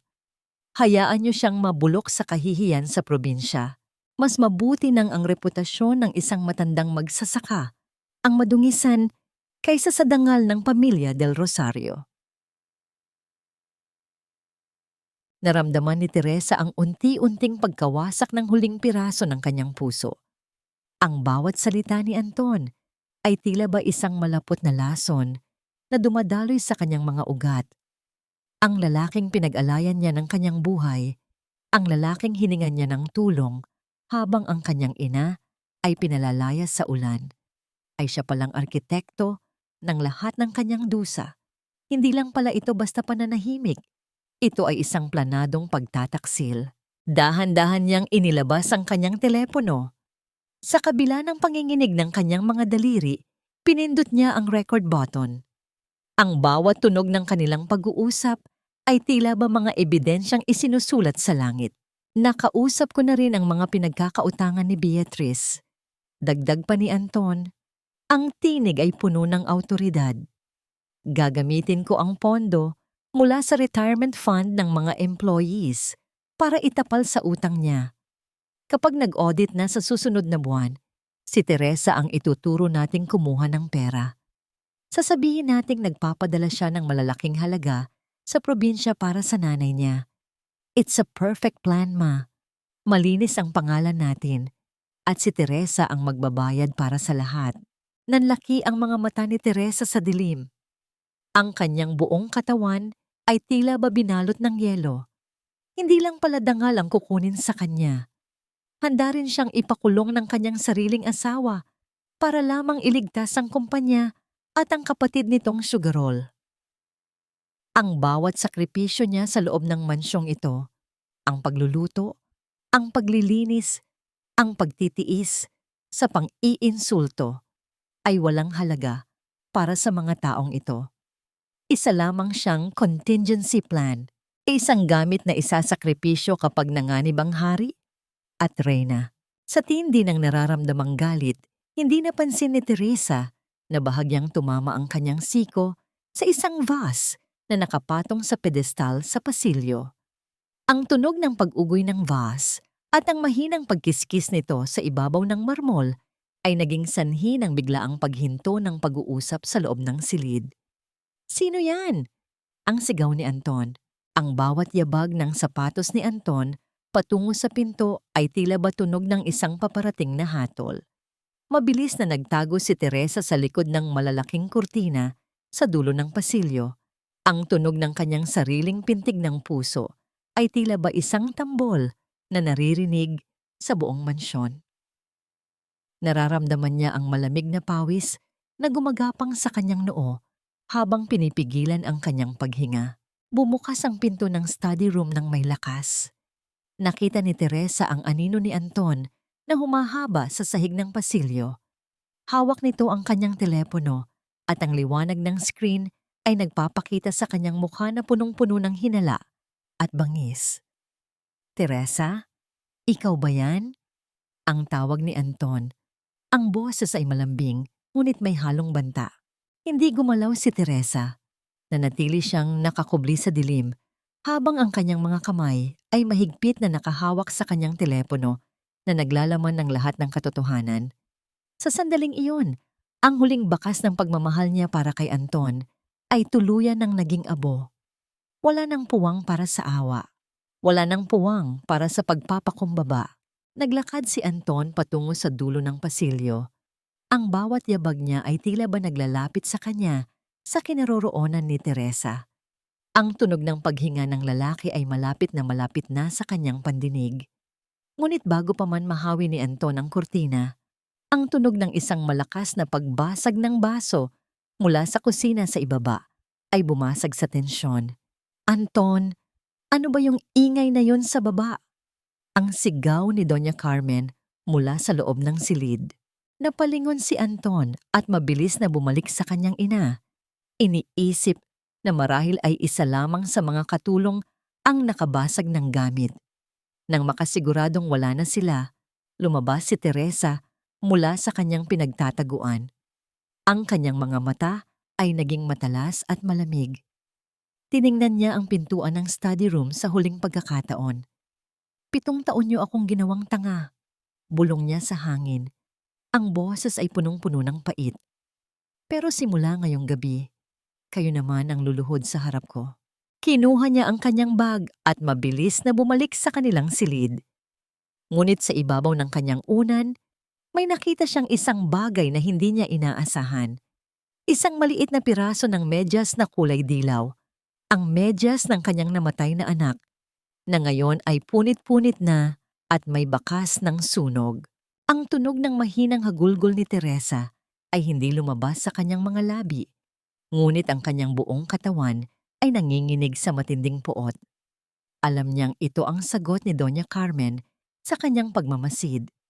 Hindi lang nila kinuha ang kanyang ina, pati ang alaala ng kanyang anak ay nais nilang bastusin. Siguraduhin mong magiging perpekto ang selebrasyon para sa kaarawan ni Mama, Teresa. Ayokong mapahiya sa harap ng mga investors natin. Isuot mo ang pinakamahal mong hiyas at umakto kang parang isang tunay na Del Rosario. Ang tinig ni Anton ay umalingaw-ngaw sa loob ng kanilang silid-tulugan, isang utos na binalot sa kunwaring lambing.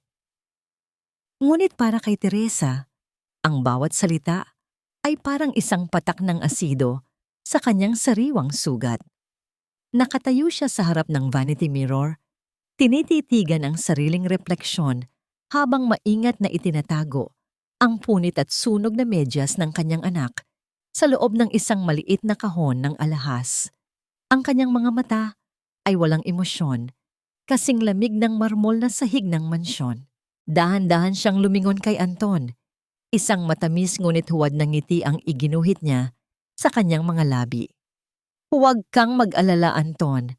Gagawin ko ang lahat para sa ikakaganda ng gabi ni Mama. Sa katunayan, ako na ang bahala sa family tribute na video na ipapalabas sa malaking screen. Gusto kong makita ng lahat kung gaano tayo kasaya at katatag bilang isang pamilya.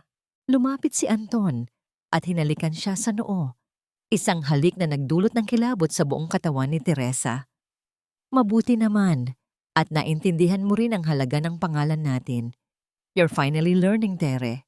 Nang makaalis si Anton, ang nangiti ni Teresa ay agad na naglaho, pinalitan ng isang anyo na puno ng puot. Kinuha niya ang kanyang telepono at tinawagan si Attorney Gabriel. Ang bawat tunog ng pagring ay tila ba tunog ng isang orasan na nagbibilang ng nalalabing oras ng kapangyarihan ng mga Del Rosario. Gabriel, handa na ang lahat. Bulong ni Teresa sa kabilang linya. Nakuha ko na ang audio recording ng pagpaplano nilang ipakulong ako. At ang video, sisiguraduhin kong walang makakalimot sa gabing ito. Mag-ingat ka, Tere. Ang sagot ni Gabriel, ang tinig ay puno ng tunay na pag-aalala. Nalaman ko na ang mga taong sumusunod sa iyo ay mga tauhan ng isang malaking sindikato ng sugal na pinagkakautangan ni Beatrice. Desperado na sila. Huwag kang gagawa ng hakbang na maglalagay sa iyo sa direktang panganib. Sila ang dapat matakot, Gabriel. Wala na silang pwedeng kunin sa akin na hindi ko na naibigay. Ang tanging natitira sa akin ay ang galit ko. At sapat na yon para sunugin ang mansyong ito. Ang dire-diretsong tugon ni Teresa bago niya pinatay ang tawag. Lumabas si Teresa sa silid at nagtungo sa kusina. Nakita niya roon si Doña Carmen na tila isang reyna na nag-uutos sa mga katulong. Nang makita siya ng matanda, isang mapanghusgang tingin ang ibinigay nito sa kanya. Mabuti at nandyan ka na, Teresa.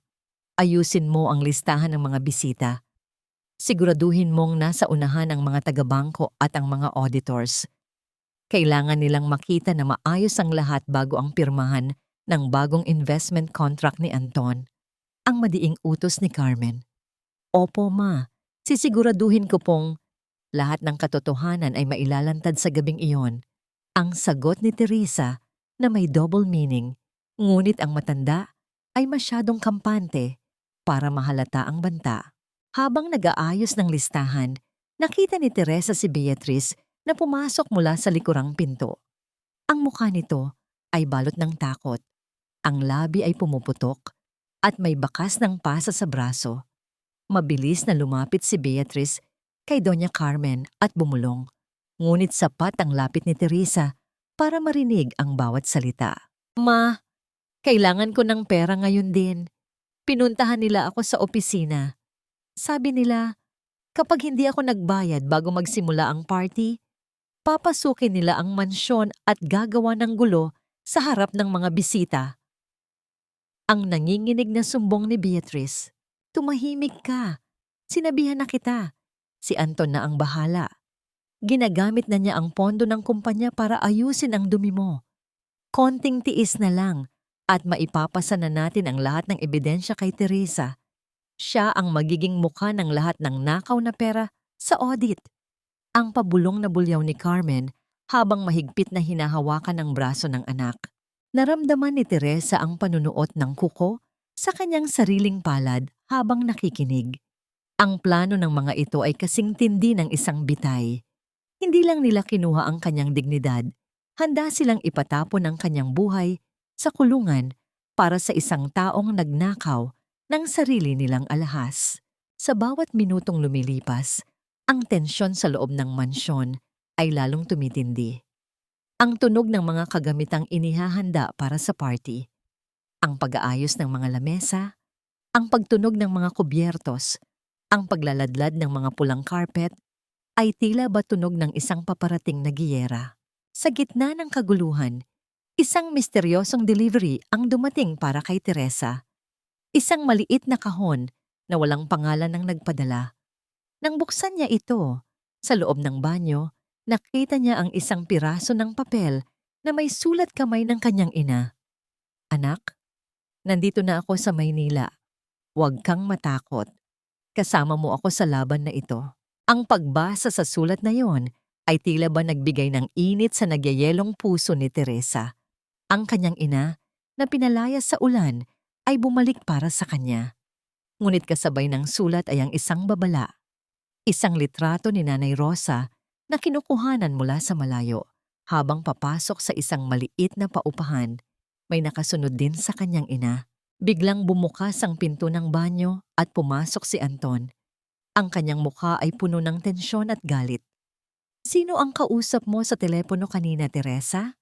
At ano ang hawak mong papel?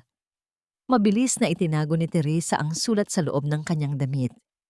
Tumingin siya kay Anton. Ang kanyang mga mata ay nanlilisik sa tindi ng kaba at puot. Wala, Anton.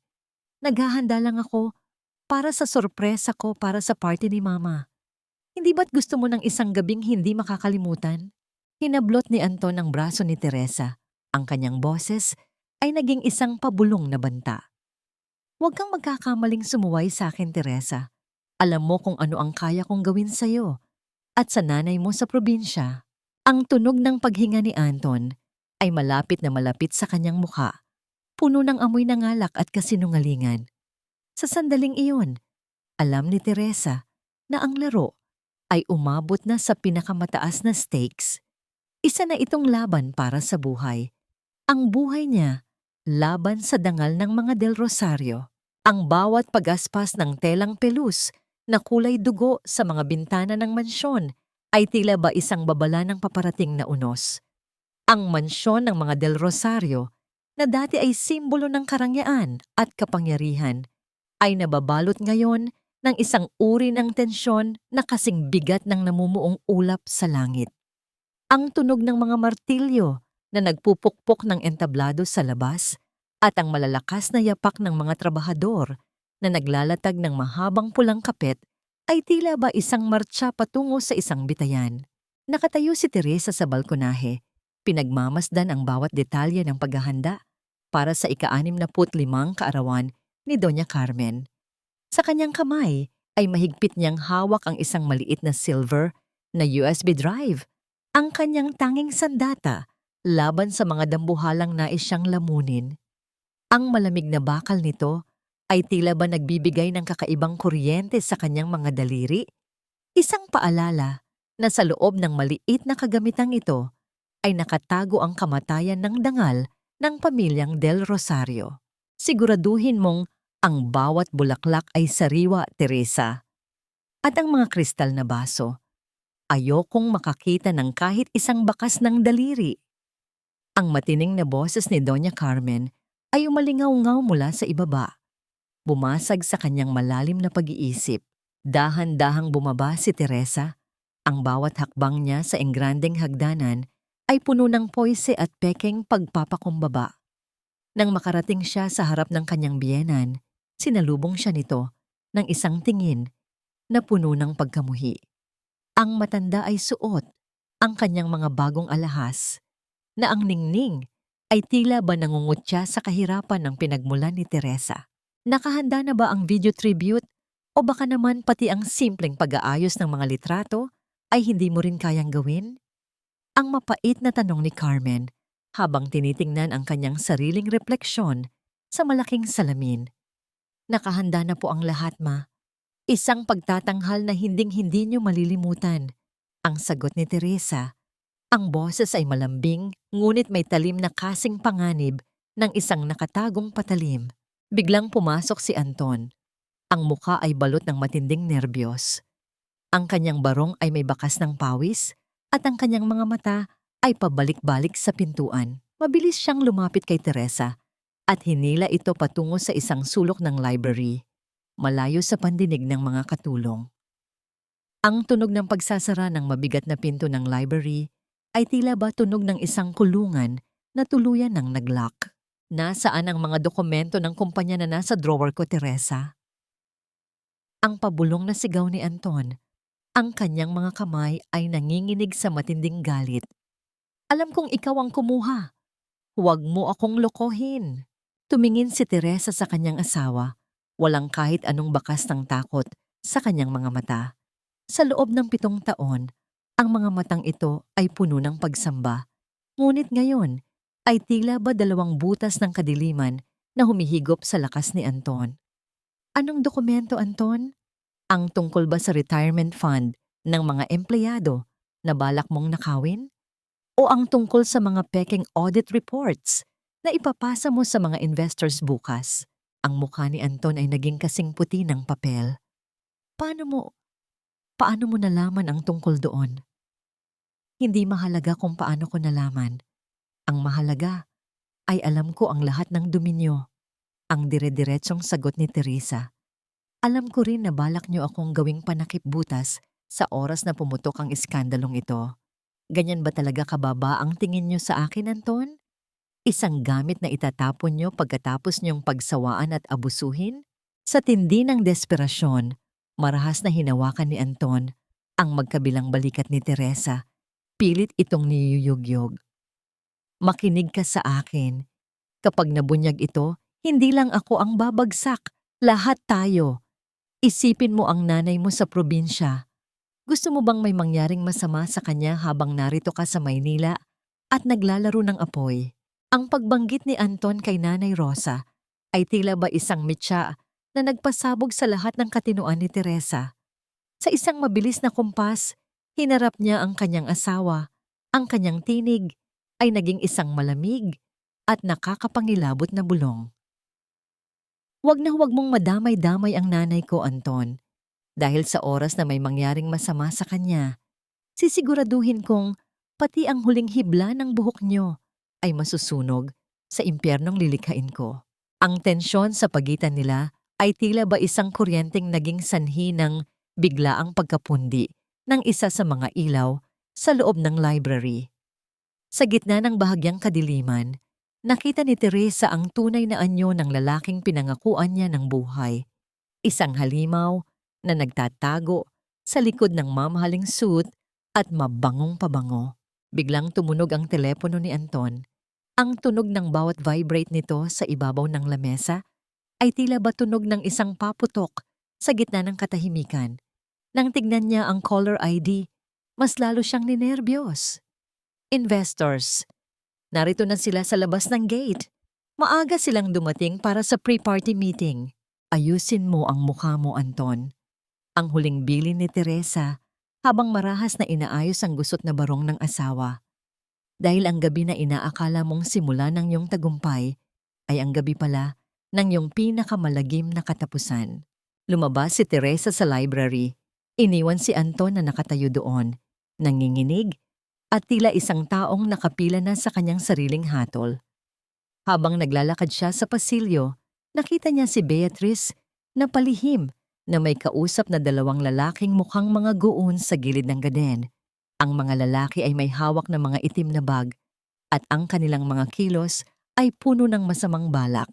Sa bawat segundong lumilipas, ang mansyon ay unti-unting napupuno ng mga bisitang suot ang kanilang pinakamagarbong maskara. Ang tunog ng mga tawanan na puno ng kaplastikan at ang pag-ugoy ng mga baso ng champagne ay tila ba musika sa isang libing na hindi pa nasisimulan. Humarap si Teresa sa malaking salamin sa hall. Inayos niya ang kanyang buhok at ang kanyang pulang damit na tila ba sumisimbolo sa dugo at apoy. Inilabas niya ang kanyang telepono at nag-send ng isang huling mensahe kay Attorney Gabriel. Open the gates. Let the truth in. Ngunit bago pa man siya makakilos, naramdaman niya ang isang matalim na bagay na tumutusok sa kanyang likuran. Isang pamilyar at mabangong amoy ng pabango ang pumasok sa kanyang ilong. Ang pabango ni Doña Carmen. Huwag kang lilingon, Teresa. Ang pabulong na banta ng matanda sa kanyang likuran. Ang boses ay puno ng nakakamamatay na kapangyarihan. Akala mo ba ay hindi ko alam ang mga pinaggagawa mo? Nakalimutan mo yata kung sino ang tunay na may-ari ng bahay na ito. Isang maling galaw mo lang at ang nanay mo ay hinding-hindi na makikita ang liwanag ng araw bukas. Ang tunog ng malakas na kulog sa labas ay tila ba sumang-ayon sa banta ng matanda. Ang ulan ay nagsimula ng pumatak, malakas at tanis habang ang bawat bisita sa loob ay abala sa pagbati sa isa't isa. Walang kamalay-malay na, ang mansyon ay isa ng bitag na handa ng sumabog. Ang bawat pagpindot ng matalim na dulo ng isang antigong letter opener sa likuran ni Teresa ay tila ba isang paalala ng kamatayan na nakabuntot sa kanyang bawat hininga. Sa gitna ng malawak at marangyang hall ng mansyon, kung saan ang bango ng libu-libong sariwang lilis ay humahalo sa amoy ng mamahaling alak, naglalakad ang magbiyenan na tila ba walang anumang panganib. Ang mga bisita, nasuot ang kanilang mga tila kumikinang nahiyas at mga ngiting puno ng kaplastikan, ay walang kamalay-malay na sa likod ng marangyang tagpong yon ay may isang babaeng kasalukuyang hinahawakan sa leeg ng tadhana. Ngumiti ka, Teresa. Ipakita mo sa kanila ang mukha ng isang masunuring asawa. Ang mahinang bulong ni Doña Carmen, ang kanyang tinig, ay kasing lamig ng bakal na nakatusok sa likod ni Teresa. Isang maling galaw, isang maling tingin, at sisiguraduhin kong ang huling hininga ng nanay mo ay magmumula sa kamay ng mga taong binayaran ko. Naramdaman ni Teresa ang pagdaloy ng isang malamig na pawis sa kanyang sentido, ngunit nanatili siyang matuwid.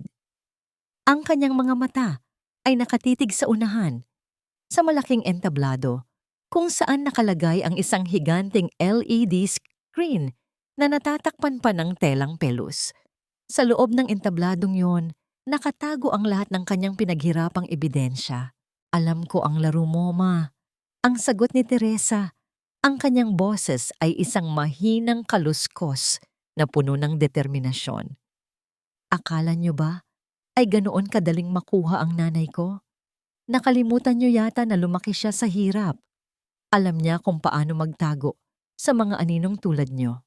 Bahagyang nadiin ang talim sa likod ni Teresa, sapat na upang makaramdam siya ng isang madiin na hapdi.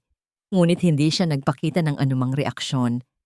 Nagpatuloy sila sa paglalakad, patungo sa gitna ng sirkulo ng mga investors at mga kilalang tao sa lipunan. Naroon si Anton, suot ang kanyang pinakamagandang barong, ngunit ang kanyang muka ay halatang balot ng takot habang kinakausap ang punong auditor ng kumpanya. Ang bawat tawa ni Anton ay tila ba isang pilit na tunog ng isang makinang sira. Ladies and gentlemen, friends and business partners, ang panimula ng MC, ang boses ay umalingaw-ngaw sa buong hall sa tulong ng mga malalakas na speaker. Ngayong gabi, hindi lang natin ipinagdiriwang ang ika-65 taon ng ating kagalang-galang na Doña Carmen del Rosario. Ngayon din natin saksihan ang katatagan ng isang pamilyang naging haligi ng ating ekonomiya. Nagpalakpakan ang mga tao. Ang tunog ng pagtama ng mga palad ay tila ba isang nakakangiting musika sa pandinig ni Doña Carmen. Lumakad ang matanda patungo sa podium. Iniwan si Teresa sa tabi ng isang malaking haligi. Ang bawat yabag ng sapatos ni Carmen sa entablado ay nagbibigay ng mensahe ng ganap na kapangyarihan. Maraming salamat sa inyong lahat. Ang simula ng talumpati ni Carmen, ang kanyang boses ay puno ng huwad na emosyon. Ang pamilya del Rosario ay itinayo sa pundasyon ng integridad, katapatan, at pagmamahal. Sa bawat pagsubok na dumating, nanatili kaming buo. Dahil para sa amin ang dangal ay mas mahalaga kaysa sa anumang ginto sa mundo. Isang mapait na ngiti ang gumuhit sa mga labi ni Teresa habang nakikinig sa mga kasinungalingang lumalabas sa bibig ng kanyang biyenan. Nakita niya sa dulo ng hall si Attorney Gabriel. Nagtama ang kanilang mga mata at isang tipid na tango ang ibinigay ng abogado.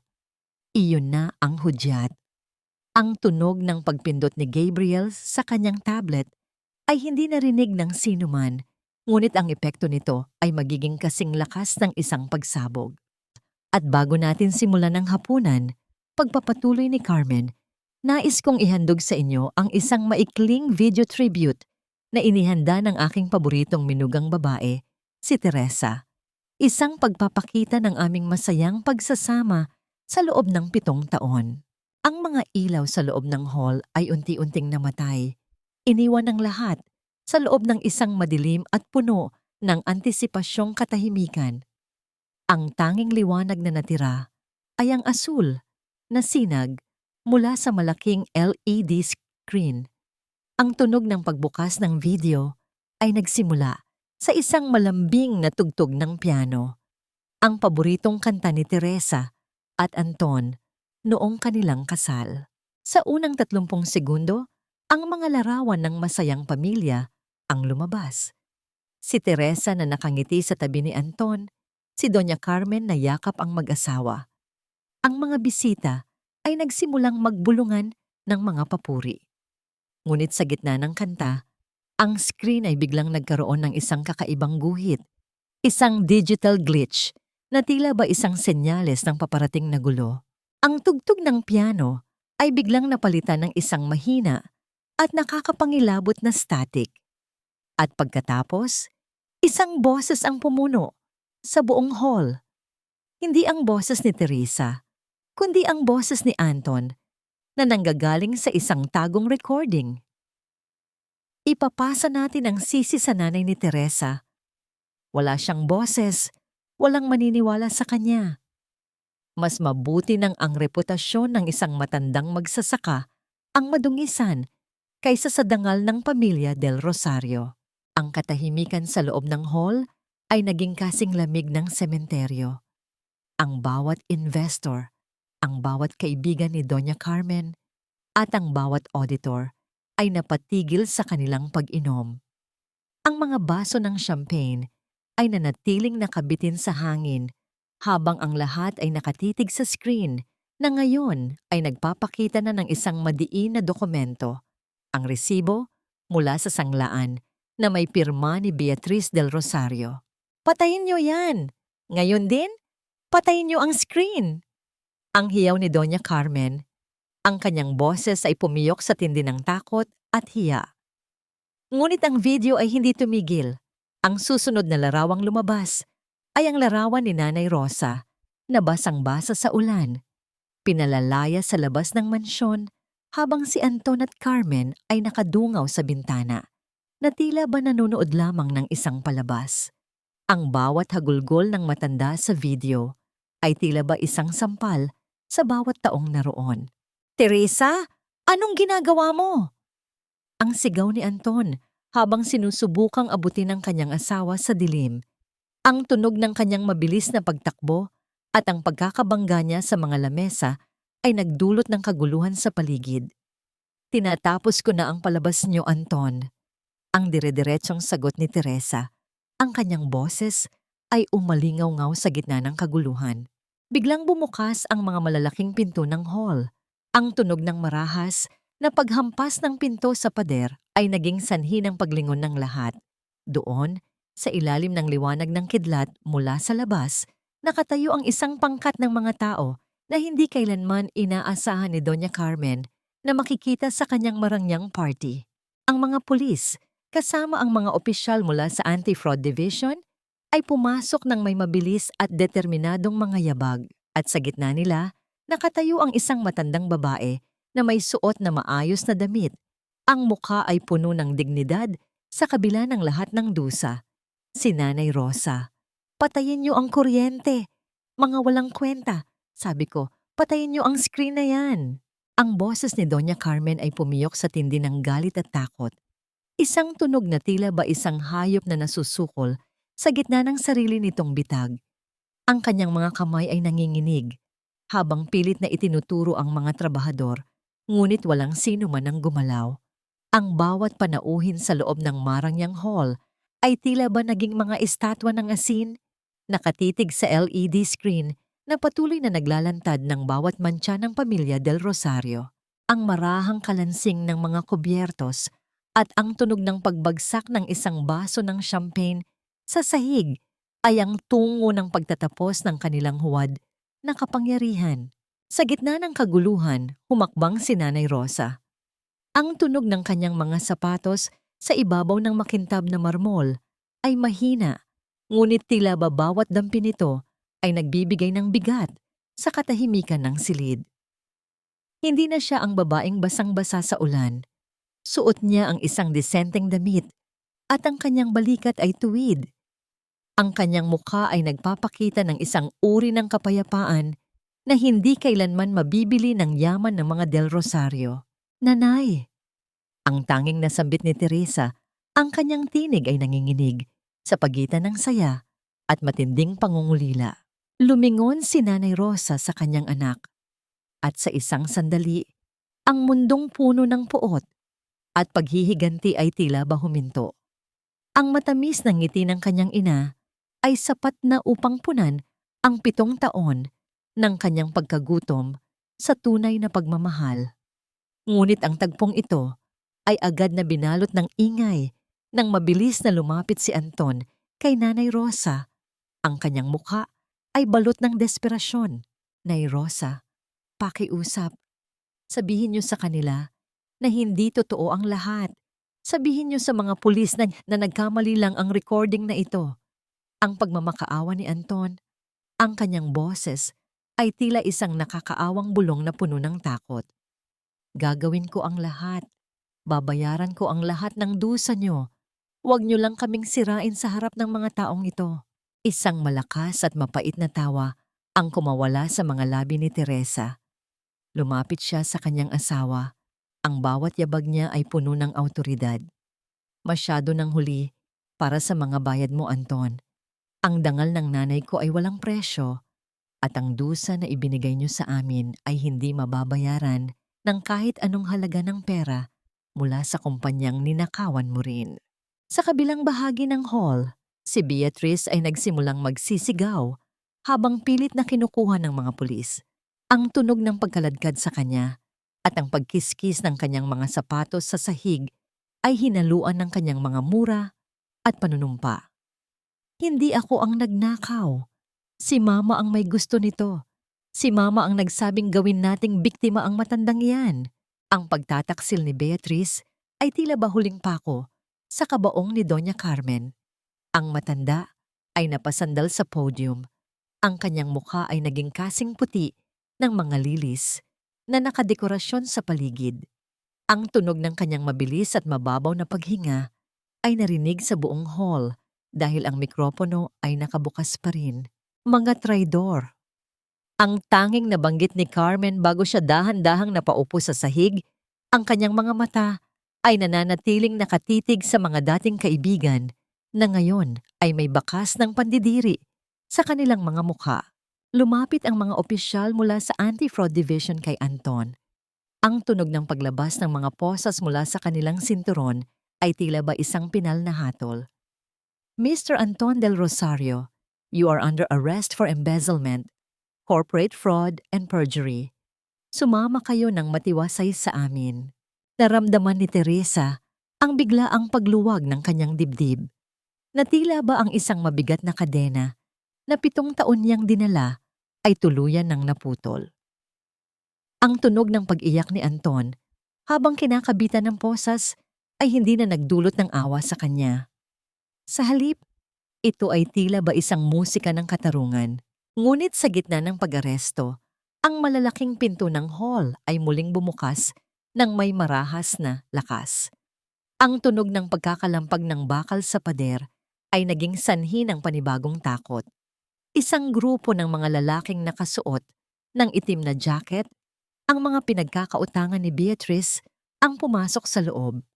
Ang mga ito ay walang pakialam sa mga pulis o sa mga bisita. Nasaan ang pera namin? Ang sigaw ng isa sa mga lalaki, ang kanyang boses ay nagpatahimik sa buong silid. Sabi niyo ay may pirmahan ng investment ngayon. Nasaan ang bayad para sa utang ni Beatrice?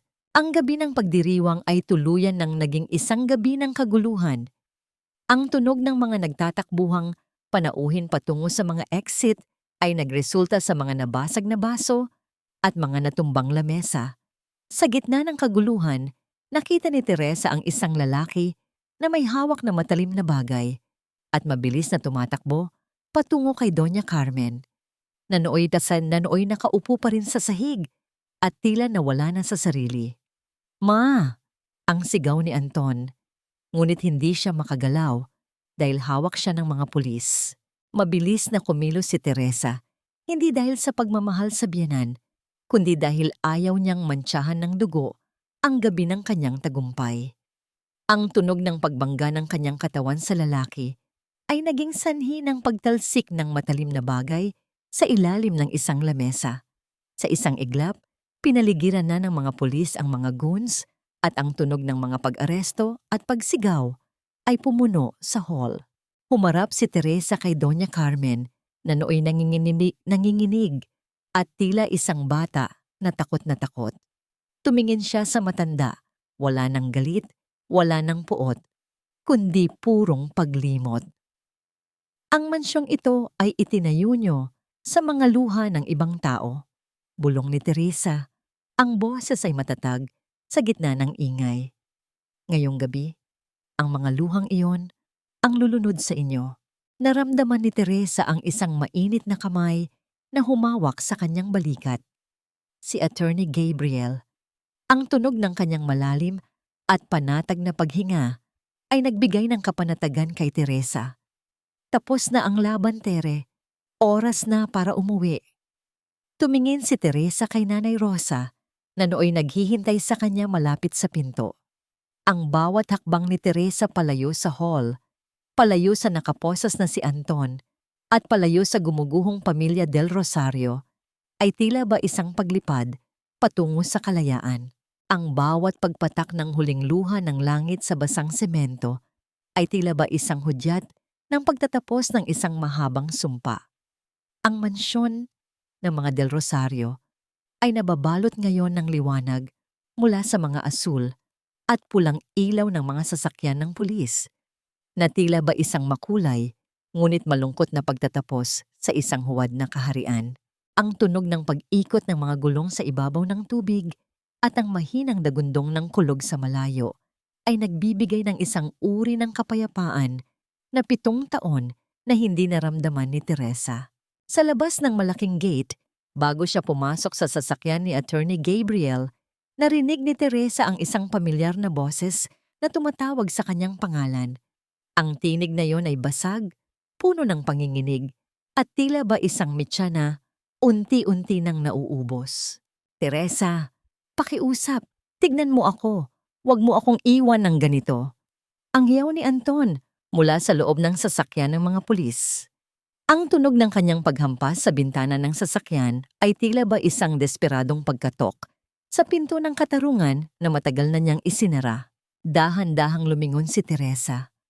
Ang kanyang mga mata ay walang bakas ng galit, kundi isang malalim at malamig na kawalan.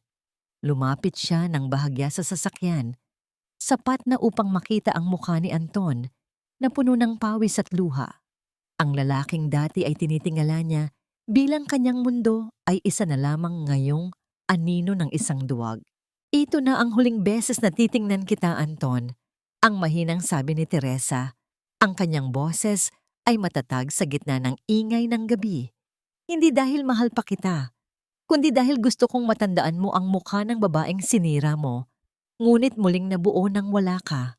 Inilabas ni Teresa ang isang puting sobre mula sa kanyang bag, ang mga dokumento ng liihon na inihanda ni Gabriel. Ang tunog ng pag-abot niya nito sa pulis upang ibigay kay Anton ay tila ba tunog ng pagputol sa huling hibla ng kanilang pagsasama. Pirmahan mo yan o hayaan mong ang korte ang pumirma para sa'yo habang nasa loob ka ng kulungan. Dagdag ni Teresa bago siya tuluyang tumalikod. Narinig niya ang malakas na hagulgol ni Anton sa likuran. Isang tunog na dati ay wawasak sa kanyang puso, ngunit ngayon ay tila ba isang hangin na dumadaan lamang. Pumasok siya sa sasakyan kung saan naghihintay si Nanay Rosa. Ang mainit na palad ng kanyang ina na humawak sa kanyang kamay ay tila ba isang gamot na nagpapagaling sa bawat sugat ng kanyang kaluluwa. Tapos na anak, malaya na tayo. Ang bulong ni Nanay Rosa habang hinahaplos ang buhok ni Teresa. Ang bango ng kanyang ina, amoy ng sabong panlaba at tuyong damo ay tila ba nagdala sa kanya pabalik sa kapayapaan ng kanilang maliit na kubo sa probinsya. Habang dahan-dahang umaandar ang sasakyan palayo sa mansyon, nakita ni Teresa sa bintana ang anyo ni Doña Carmen na nakatayo sa balkonahe.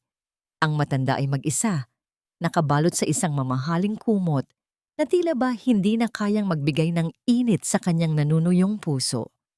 Ang bawat ilaw sa loob ng mansyon ay isa-isang namamatay, hanggang sa ang tanging natira ay ang kadiliman ng isang bahay na wala nang naninirahan. Gabriel, salamat sa lahat. Ang turing ni Teresa sa abogadong nagmamaneho ng tahimik. Ang tunog ng panatag na paghinga ni Gabriel at ang kanyang matatag na pagkakahawak sa manibela ay nagbigay kay Teresa ng katiyakan na hindi na siya muling maglalakad ng mag-isa. Wala iyon, Tere. Karapatan mo ang mabuhay ng may dangal. Ang sagot ni Gabriel. Ang kanyang boses ay puno ng respeto na hindi kailanman na ibigay ni Anton. Sa susunod na linggo, maaari na nating simulan ang pag-aayos ng mga ari-arian mo mula sa kumpanya.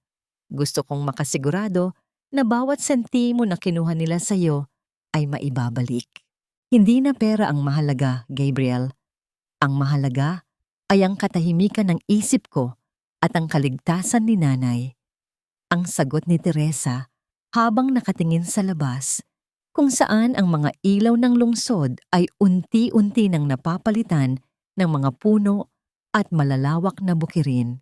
Sa kalagitnaan ng biyahe, naramdaman ni Teresa ang biglaang paghinto ng sasakyan sa isang maliit na viewing deck na nakaharap sa dagat. Ang tunog ng pagpatay sa makina at ang pagpasok ng sariwang hangin mula sa labas ay nag-imbita sa kanila na bumaba. Lumabas si Teresa at Nanay Rosa. Ang tunog ng mga alon na humahampas sa mga bato sa ibaba ay tila ba isang himig ng pag-asa. Kinuha ni Teresa ang kanyang wedding ring mula sa kanyang daliri. Ang ningning ng diamante sa ilalim ng liwanag ng buwan ay tila ba isang paalala ng 7 taon ng pagtitiis. Sa isang mabilis na kumpas, inihagis ni Teresa ang singsing patungo sa malalim na dagat. Ang tunog ng pagbagsak nito sa tubig ay halos hindi madinig. Tila ba ang karagatan ay mabilis na nilamon ang lahat ng pait ng nakaraan. Beatrice is not just in trouble for the theft, Tere. It's much worse than we thought. Ang tinig ni Attorney Gabriel ay tila ba isang mabigat na pasanin sa loob ng tahimik na sasakyan habang dahan-dahan silang binabaybay ang daan patungo sa probinsya. Ang tunog ng pagpihit ni Gabriel sa manibela at ang mahinang paghampas ng hangin sa mga bintana ay nagbigay ng isang uri ng tensyon sa gitna ng kadiliman. Tumingin si Teresa sa abogado. Ang kanyang mga mata ay naghahanap ng paliwanag sa gitna ng kanyang pagod. Anong ibig mong sabihin? Ang tanong ni Teresa. Ang kanyang boses ay isang mahinang bulong. Ang mga taong pinagkakautangan niya, hindi lang sila basta mga goons sa kasino. Bahagi sila ng isang malaking sindikato ng money laundering. Ang paliwanag ni Gabriel habang ang kanyang mukha ay nababanaagan ng liwanag mula sa mga dumaraang poste ng ilaw. Beatrice didn't just steal the necklace. Ginamit niya ang titulo ng mansyon at ang mga shares ng kumpanya ni Anton bilang collateral sa kanyang mga utang. She forged your signatures, Tere. At dahil sa laki ng utang niya, kinuha na ng bangko at ng sindikato ang lahat ng ari-arian ng mga Del Rosario. Bukas na bukas din, kailangang lisanin ni Doña Carmen ang mansyon. Naramdaman ni Teresa ang isang malamig na kilabot na gumapang sa kanyang likuran. Hindi niya akalain na ang kasakiman ni Beatrice ay hahantong sa ganitong uri ng pagkawasak. Ang mansyong naging simbolo ng kanyang 7 taon na pagdurusa ay mawawala na sa isang kurap lamang ng mata. Ngunit sa halip na malungkot, naramdaman ni Teresa ang isang uri ng katarungan na tila ba ang tadhana mismo ang nagsulat. Paano si Anton? Ang tanong ni Nanay Rosa mula sa likuran. Ang boses ay puno pa rin ng bakas ng pag-aalala na likas sa isang ina. Anton will face years in prison, Nay Rosa. Ang bawat sentimong kinuha niya sa retirement fund ng mga empleyado ay sapat na para hindi na siya makita ang liwanag ng araw sa labas ng rehas, ang sagot ni Gabriel. And Beatrice, she's being held as a material witness, pero dahil sa dami ng mga taong naghahanap sa kanya, mas ligtas pa siya sa loob ng kulungan kaysa sa labas. Lumipas ang ilang oras at ang semento ng kalsada ay napalitan na ng lupang dinaraanan ng mga sasakyan sa lalawigan. Ang amoy ng sariwang palay at ang tunog ng mga kuliglig sa gitna ng gabi ay nagbigay ng hudyat na narito na sila sa lugar kung saan nagsimula ang lahat. Huminto ang sasakyan sa tapat ng isang maliit at simpleng bahay na gawa sa kahoy at kawayan. Ang liwanag mula sa isang gaserang nakasabit sa tapat ng pinto ay nagpapakita sa kapayakan, ngunit kapayapaan ng tahanang iyon. Dahan-dahang bumaba si Teresa. Ang tunog ng kanyang mga sapatos sa ibabaw ng tuyong dahon at lupa ay tila ba isang musika ng pagbabalik. Huminga siya ng malalim. Hinahayaan ang sariwang hangin ng probinsya na linisin ang kanyang mga baga na 7 taon na nalaso ng usok at kasinungalingan ng lungsod. Nandito na tayo, anak. Sa wakas, nasa bahay na tayo. Ang masayang sambit ni Nanay Rosa habang binubuksan ang pinto ng kanilang maliit na kubo. Pumasok sila sa loob. Ang tunog ng pagpihit ng lumang kandado at ang mahinang langit-ngit ng pinto ay tila ba isang pagyakap ng nakaraan. Walang malalaking chandelier, walang mga mamahaling muebles, ngunit ang bawat sulok ay puno ng mga alaala ng tunay na pagmamahal. Nakita ni Teresa ang kanyang lumang silid, kung saan ang kanyang mga gamit ay maingat pa ring nakatago. Naghihintay sa kanyang pagbabalik. Sumunod si Gabriel sa loob. Dala ang ilang mga gamit ni Teresa. Ang bawat kilos ng abogado ay puno ng pag-iingat. Tila ba ayaw niyang mabulabog ang kapayapaan ng mag-ina. I'll leave you two for now. Kailangan niyo ng pahinga. Pero babalik ako sa susunod na linggo para sa huling pirmahan ng mga dokumento para sa iyong kabuhayan, Tere. Lumapit si Teresa kay Gabriel. Sa ilalim ng mahinang liwanag ng gasera, ang kanilang mga mata ay muling nagtagpo. Ang tunog ng mabilis na pintig ng puso ni Teresa ay tila ba naririnig sa tahimik na gabi. Hinawakan ni Gabriel ang kamay ni Teresa, isang haplos na puno ng pangako at hindi matatawarang suporta. Salamat, Gabriel. Hindi ko alam kung nasaan ako ngayon kung wala ka. Ang bulong ni Teresa.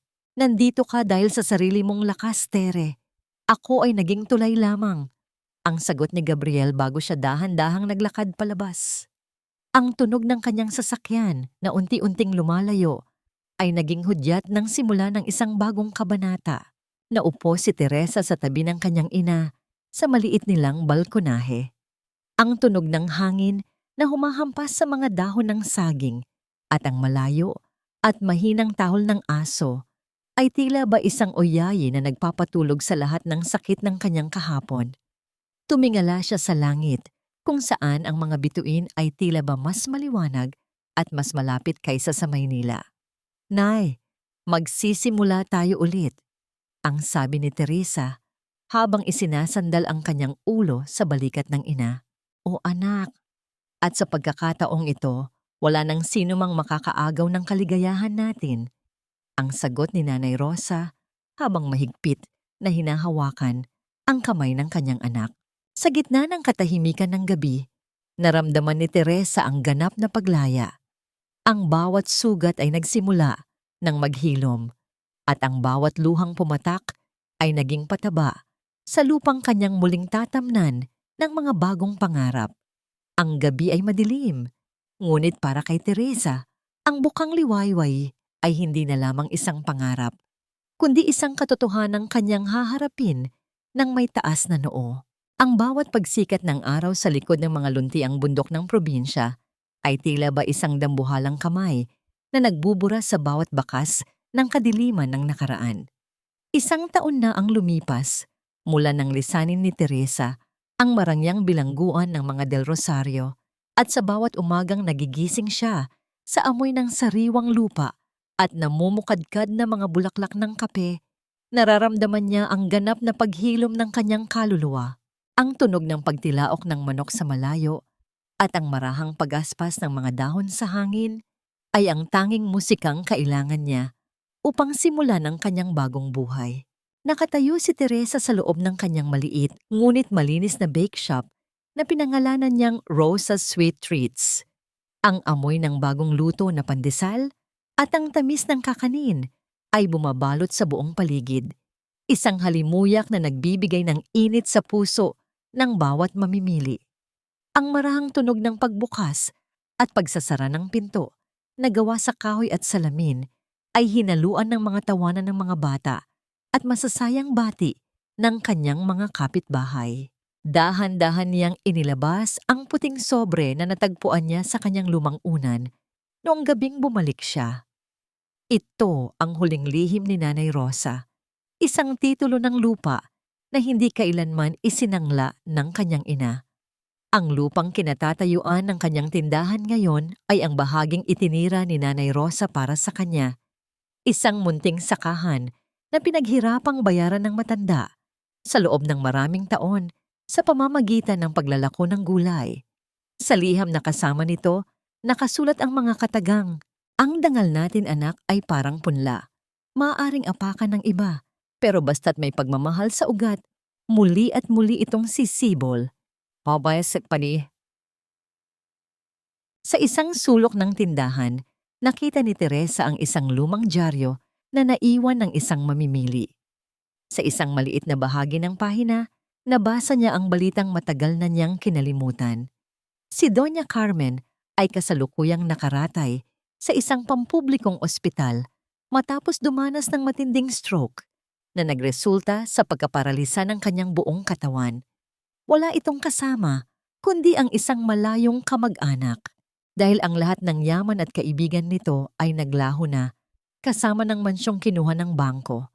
Si Anton naman ay nagsisilbi ng kanyang sentensya sa loob ng kulungan. Habang si Beatriz ay nananatiling nasa ilalim ng kustodiya ng mga awtoridad, malayo sa karangyaang dati ay kanyang ipinagmamalaki. Wala nang galit na naramdaman si Teresa. Ang bawat pait ay napalitan na ng isang uri ng pag-unawa na ang buhay ay may sariling paraan ng pagtutuwid sa mga pagkakamali. Pinatawad na niya ang kanyang sarili sa 7 taon ng pagkabulag at pinatawad na rin niya ang mga taong sumira sa kanya. Hindi dahil karapat-dapat sila sa patawad, kundi dahil karapat-dapat siya sa katahimikan. Ang tunog ng isang sasakyan na huminto sa tapat ng tindahan ay nagpalingon kay Teresa.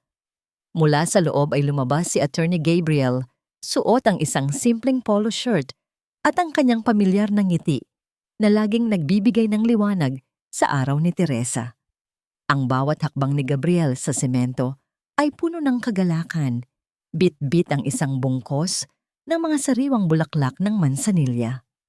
"Mukhang napakabango ng mga tinda mo ngayon, Tere." Ang bati ni Gabriel, ang kanyang boses ay puno ng lambing. "Salamat, Gabriel. Tamang-tama ang dating mo Katatapos lang maluto ng paborito mong ube halaya. Ang sagot ni Teresa habang lumalapit sa lalaki. Dahan-dahang hinawakan ni Gabriel ang kamay ni Teresa. Ang haplos na yon ay hindi na puno ng tensyon ng mga kaso at ebidensya, kundi isang pangako ng isang kinabukasang puno ng pag-asa. Walang mabulaklak na salita, walang marangyang pagtatanghal. Sa ilalim ng lilim ng malaking puno ng mangga, nagtama ang kanilang mga mata. At sa sandaling iyon, alam ni Teresa na natagpuan na niya ang tunay na kahulugan ng salitang tahanan. Lumabas si Nanay Rosa mula sa likuran. Bit-bit ang isang baso ng malamig na juice.